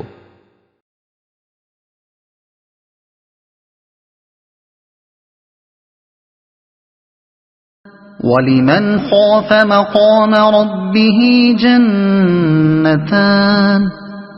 فَبِأَيِّ آلَاءِ رَبِّكُمَا تُكَذِّبَانِ۔ اور ہر اس شخص کے لیے جو اپنے رب کے حضور پیش ہونے کا خوف رکھتا ہو دو باغ ہیں، اپنے رب کے کن کن انعامات کو تم جھٹلاؤ گے۔ خوف رکھتا ہو، یعنی جس نے دنیا میں خدا سے ڈرتے ہوئے زندگی بسر کی ہو، جسے ہمیشہ یہ احساس رہا ہو کہ میں دنیا میں غیر ذمہ دار شتر بے مہار بنا کر نہیں چھوڑ دیا گیا ہوں، بلکہ ایک روز مجھے اپنے رب کے سامنے کھڑا ہونا اور اپنے اعمال کا حساب دینا ہے۔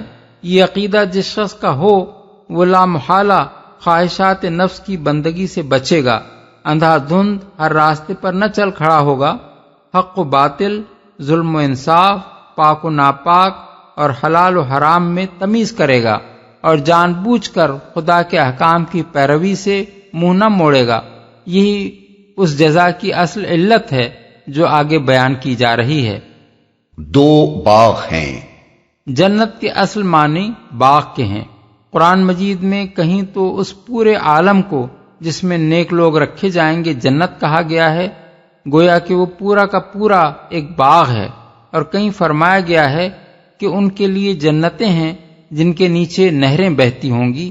اس کے معنی یہ ہیں کہ اس بڑے باغ میں بے شمار باغات ہوں گے، اور یہاں تعین کے ساتھ ارشاد ہوا ہے کہ ہر نیک شخص کو اس بڑی جنت میں دو دو جنتیں دی جائیں گی جو اسی کے لیے مخصوص ہوں گی، جن میں اس کے اپنے قصر ہوں گے، جن میں وہ اپنے متعلقین اور خدام کے ساتھ شاہانہ ٹھاٹ کے ساتھ رہے گا، جن میں اس کے لیے وہ کچھ سر و سامان فراہم ہوگا جس کا ذکر آگے آ رہا ہے۔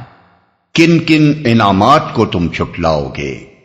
یہاں سے آخر تک اعلیٰ کا لفظ نعمتوں کے معنی میں بھی استعمال ہوا ہے اور قدرتوں کے معنی میں بھی، اور ایک پہلو اس میں صفات حمیدہ کا بھی ہے۔ اگر پہلے معنی لیے جائیں تو اس سلسلہ بیان میں اس فقرے کو بار بار دہرانے کا مطلب یہ ہوگا کہ تم جھٹلانا چاہتے ہو تو جھٹلاتے رہو، خدا ترس لوگوں کو تو ان کے رب کی طرف سے یہ نعمتیں ضرور مل کر رہیں گی۔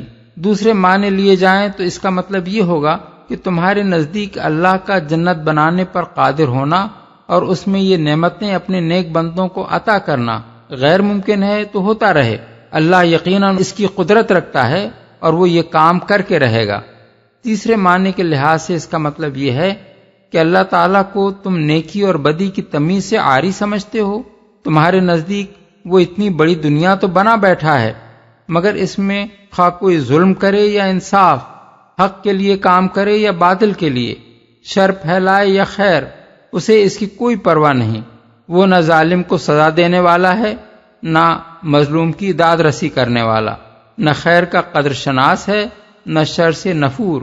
پھر وہ تمہارے خیال میں عاجز بھی ہے، زمین و آسمان تو وہ بنا لیتا ہے، مگر ظالموں کی سزا کے لیے جہنم اور حق کی پیروی کرنے والوں کو اجر دینے کے لیے جنت بنا دینے پر وہ قادر نہیں ہے۔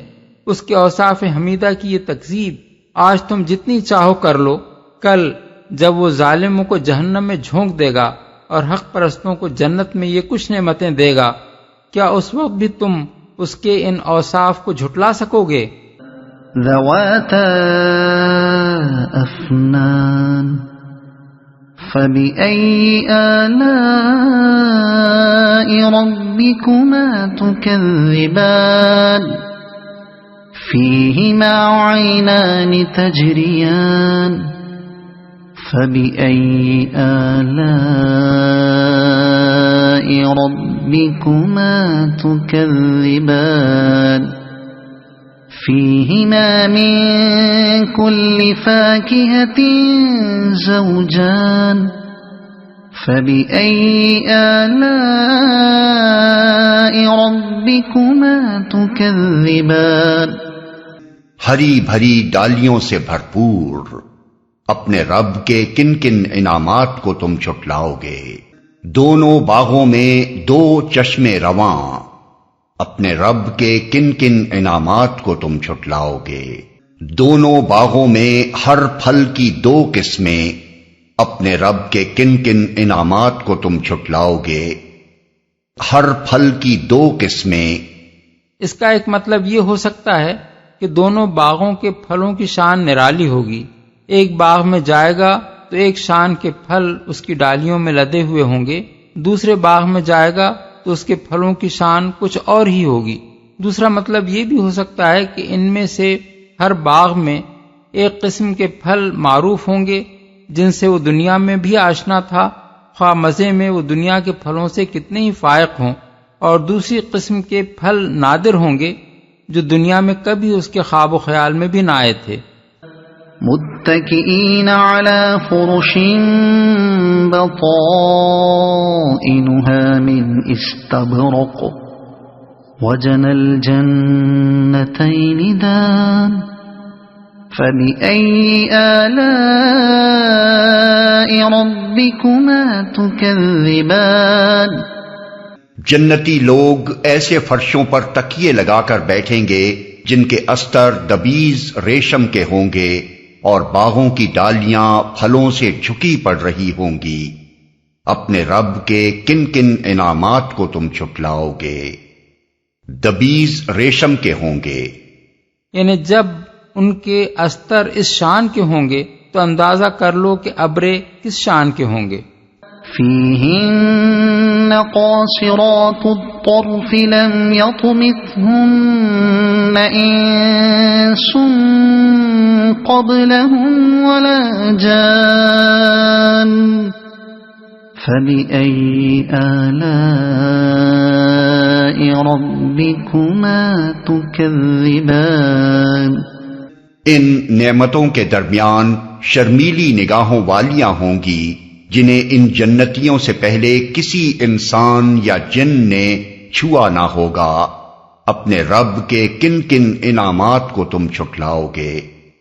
شرمیلی نگاہوں والیاں ہوں گی۔ یہ عورت کی اصل خوبی ہے کہ وہ بے شرم اور بے باک نہ ہو بلکہ نظر میں حیا رکھتی ہو۔ اسی لیے اللہ تعالیٰ نے جنت کی نعمتوں کے درمیان عورتوں کا ذکر کرتے ہوئے سب سے پہلے ان کے حسن و جمال کی نہیں بلکہ ان کی حیاداری اور عفت مآبی کی تعریف فرمائی ہے۔ حسین عورتیں تو مخلوط کلبوں اور فلمی نگارخانوں میں بھی جمع ہو جاتی ہیں، اور حسن کے مقابلوں میں تو چھانٹ چھانٹ کر ایک سے ایک حسین عورت لائی جاتی ہے، مگر صرف ایک بدذوق اور بدقوارہ آدمی ہی ان سے دلچسپی لے سکتا ہے۔ کسی شریف آدمی کو وہ حسن اپیل نہیں کر سکتا جو ہر بد نظر کو دعوت نظارہ دے اور ہر آغوش کی زینت بننے کے لیے تیار ہو۔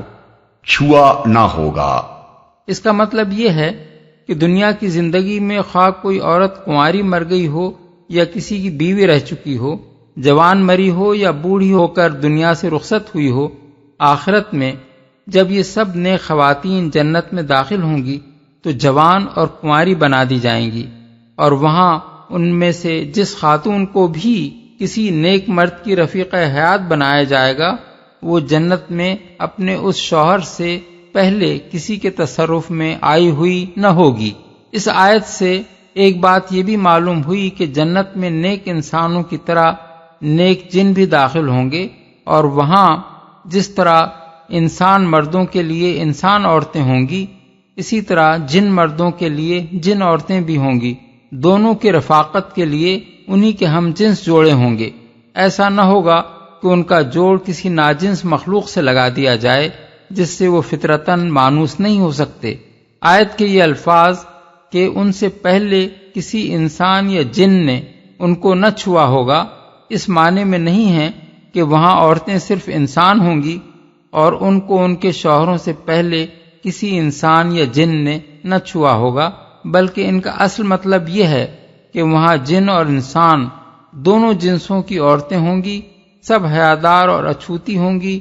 نہ کسی جن عورت کو اس کے جنتی شوہر سے پہلے کسی جن مرد نے ہاتھ لگایا ہوگا، اور نہ کسی انسان عورت کو اس کے جنتی شوہر سے پہلے کسی انسان مرد نے ملوث کیا ہوگا۔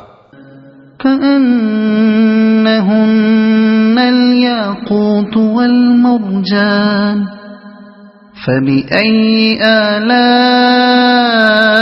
ربكما تكذبان هل جزاء الإحسان إلا الإحسان فبأي آلاء ربكما تكذبان۔ ایسی خوبصورت جیسے ہیرے اور موتی، اپنے رب کے کن کن انعامات کو تم چھٹلاؤ گے؟ نیکی کا بدلہ نیکی کے سوا اور کیا ہو سکتا ہے؟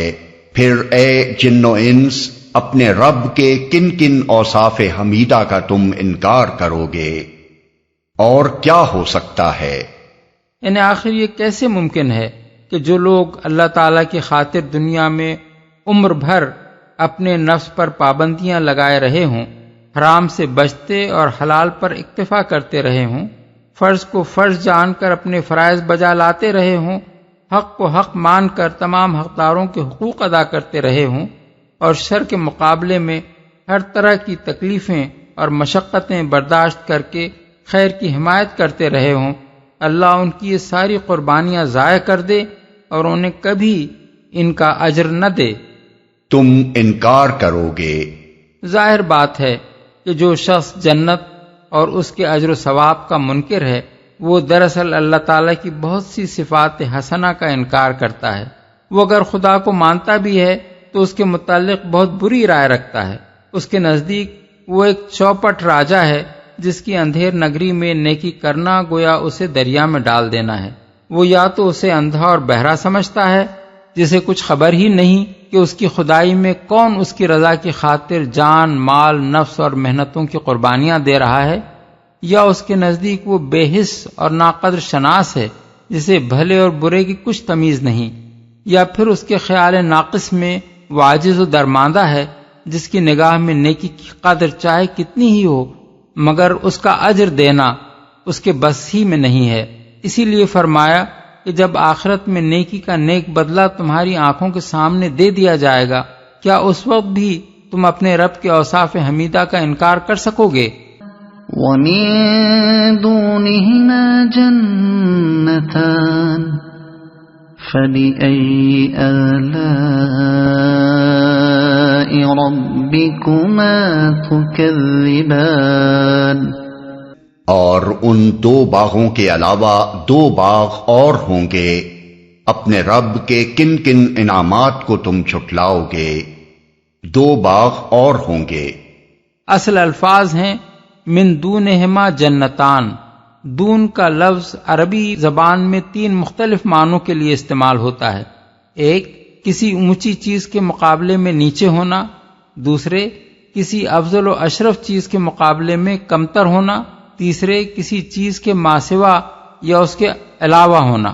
اس اختلاف معنی کی بنا پر ان الفاظ میں ایک احتمال یہ ہے کہ ہر جنتی کو پہلے کے دو باغوں کے علاوہ یہ دو باغ اور دیے جائیں گے۔ دوسرا احتمال یہ ہے کہ یہ دو باغ اوپر کے دونوں باغوں کی بنسبت مقام یا مرتبے میں فروتر ہوں گے، یعنی پہلے دو باغ یا تو بلندی پر ہوں گے اور یہ ان سے نیچے واقع ہوں گے، یا پہلے دو باغ بہت اعلیٰ درجے کے ہوں گے اور یہ ان کے مقابلے میں کمتر درجے کے ہوں گے۔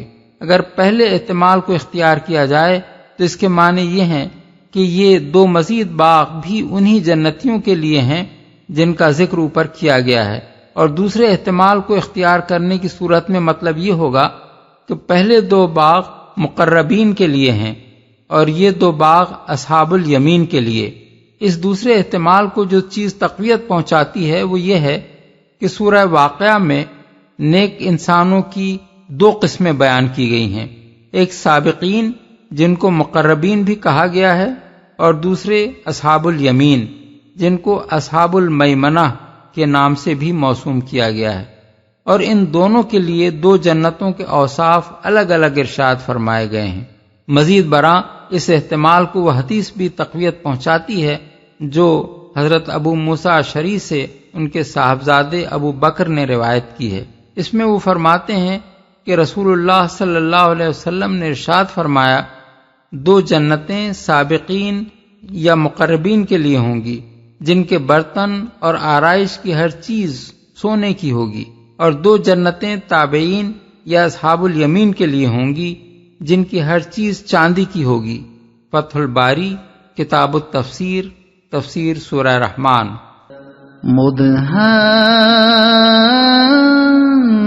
مدهامتان فبأي آلاء ربكما تكذبان؟ گھنے سرسبز و شاداب باغ اپنے رب کے کن کن انعامات کو تم چھٹلاؤ گے؟ سرسبز و شاداب باغ۔ ان باغوں کی تعریف میں لفظ مدھامتان استعمال فرمایا گیا ہے۔ مدھامہ ایسی گھنی سرسبزی کو کہتے ہیں جو انتہائی شادابی کے باعث سیاہی مائل ہو گئی ہو۔ فیہما عینان نضاختان فبأي آلاء ربكما تكذبان فيهما فاكهة ونخل ورمان فبأي آلاء ربكما تكذبان فيهن خيرات حسان فبأي آلاء ربكما تكذبان۔ دونوں باغوں میں دو چشمے فواروں کی طرح ابلتے ہوئے، اپنے رب کے کن کن انعامات کو تم چھٹلاؤ گے؟ ان میں بکثرت پھل اور کھجوریں اور انار، اپنے رب کے کن کن انعامات کو تم چھٹلاؤ گے؟ ان نعمتوں کے درمیان خوب سیرت اور خوبصورت بیویاں، اپنے رب کے کن کن انعامات کو تم چھٹلاؤ گے؟ حور مقصورات فی الخیام فبأي آلاء ربكما تكذبان۔ خیموں میں ٹھہرائی ہوئی حوریں، اپنے رب کے کن کن انعامات کو تم چھٹلاؤ گے؟ خیموں میں ٹھہرائی ہوئی حوریں۔ حور کی تشریح کے لیے ملاحظہ ہو تفہیم القرآن جلد 4، تفسیر سورہ صافات اور تفسیر سورہ دخان۔ خیموں سے مراد غالباً اس طرح کے خیمے ہیں جیسے عمرہ و روسا کے لیے سیرگاہوں میں لگائے جاتے ہیں۔ اغلب یہ ہے کہ اہل جنت کی بیویاں ان کے ساتھ ان کے قصروں میں رہیں گی اور ان کی سیرگاہوں میں جگہ جگہ خیمے لگے ہوں گے جن میں حوریں ان کے لیے لطف و لذت کا سامان فراہم کریں گی۔ ہمارے اس قیاس کی بنا یہ ہے کہ پہلے خوبصورت اور خوبصورت بیویوں کا ذکر کیا جا چکا ہے، اس کے بعد اب حوروں کا ذکر الگ کرنے کے معنی یہ ہیں کہ یہ ان بیویوں سے مختلف قسم کی خواتین ہوں گی۔ اس قیاس کو مزید تقویت اس حدیث سے حاصل ہوتی ہے جو حضرت ام سلمہ سے مروی ہے۔ وہ فرماتی ہیں کہ میں نے رسول اللہ صلی اللہ علیہ وسلم سے پوچھا، یا رسول اللہ، دنیا کی عورتیں بہتر ہیں یا حوریں؟ حضور نے جواب دیا، دنیا کی عورتوں کو حوروں پر وہی فضیلت حاصل ہے جو ابرے کو استر پر ہوتی ہے۔ میں نے پوچھا کس بنا پر؟ فرمایا اس لیے کہ ان عورتوں نے نمازیں پڑھی ہیں، روزے رکھے ہیں اور عبادتیں کی ہیں۔ طبرانی۔ اس سے معلوم ہوا کہ اہل جنت کی بیویاں تو وہ خواتین ہوں گی جو دنیا میں ایمان لائیں اور اعمال صالحہ کرتی ہوئی دنیا سے رخصت ہوئیں۔ یہ اپنے ایمان و حسن عمل کے نتیجے میں داخل جنت ہوں گی اور بذات خود جنت کی نعمتوں کی مستحق ہوں گی۔ یہ اپنی مرضی اور پسند کے مطابق یا تو اپنے سابق شوہروں کی بیویاں بنیں گی اگر وہ بھی جنتی ہوں، یا پھر اللہ تعالیٰ کسی دوسرے جنتی سے ان کو بیاہ دے گا جبکہ وہ دونوں ایک دوسرے کی رفاقت پسند کریں۔ رہیں حوریں تو وہ اپنے کسی حسن عمل کے نتیجے میں خود اپنے استحقاق کی بنا پر جنتی نہیں بنیں گی، بلکہ اللہ تعالیٰ جنت کی دوسری نعمتوں کی طرح انہیں بھی اہل جنت کے لیے ایک نعمت کے طور پر جوان اور حسین و جمیل عورتوں کی شکل دے کر جنتیوں کو عطا کر دے گا تاکہ وہ ان کی صحبت سے لطف اندوز ہوں۔ لیکن بہرحال یہ جن و پری کی قسم کی مخلوق نہ ہوں گی، کیونکہ انسان کبھی صحبت ناجنس سے مانوس نہیں ہو سکتا۔ اس لیے اغلب یہ ہے کہ یہ وہ معصوم لڑکیاں ہوں گی جو نابالغی کی حالت میں فوت ہو گئیں اور ان کے والدین جنت کے مستحق نہ ہوئے کہ وہ ان کی ذریت کی حیثیت سے جنت میں ان کے ساتھ رکھی جائیں۔ لم يطمثهن إنس قبلهم ولا جان فبأي آلاء ربكما تكذبان متكئين على رفرف خضر وعبقري حسان فبأي آلاء ربكما تكذبان تبارك اسم ربك ذي الجلال والإكرام۔ ان جنتیوں سے پہلے کبھی کسی انسان یا جن نے ان کو نہ چھوا ہوگا۔ اپنے رب کے کن کن انعامات کو تم جھٹلاؤ گے؟ وہ جنتی سبز قالینوں اور نفیس و نادر فرشوں پر تکیے لگا کر بیٹھیں گے۔ اپنے رب کے کن کن انعامات کو تم جھٹلاؤ گے؟ بڑی برکت والا ہے تیرے رب جلیل و کریم کا نام۔ فرشوں پر اصل میں لفظ ابقری استعمال ہوا ہے۔ عرب جاہلیت کے افسانوں میں جنوں کے دارالسلطنت کا نام ابقر تھا، جسے ہم اردو میں پرستان کہتے ہیں۔ اسی کی نسبت سے عرب کے لوگ ہر نفیس و نادر چیز کو ابقری کہتے تھے، گویا وہ پرستان کی چیز ہے جس کا مقابلہ اس دنیا کی عام چیزیں نہیں کر سکتی۔ حتیٰ کہ ان کے محاورے میں ایسے آدمی کو بھی ابقری کہا جاتا تھا جو غیر معمولی قابلیتوں کا مالک ہو، جس سے عجیب و غریب کارنامے صادر ہوں۔ انگریزی میں لفظ جینیس بھی اسی معنی میں بولا جاتا ہے، اور وہ بھی جینی سے ماخوذ ہے جو جن کا ہم معنی ہے۔ اسی لیے یہاں اہل عرب کو جنت کے سر و سامان کی غیر معمولی نفاست و خوبی کا تصور دلانے کے لیے ابقری کا لفظ استعمال کیا گیا ہے۔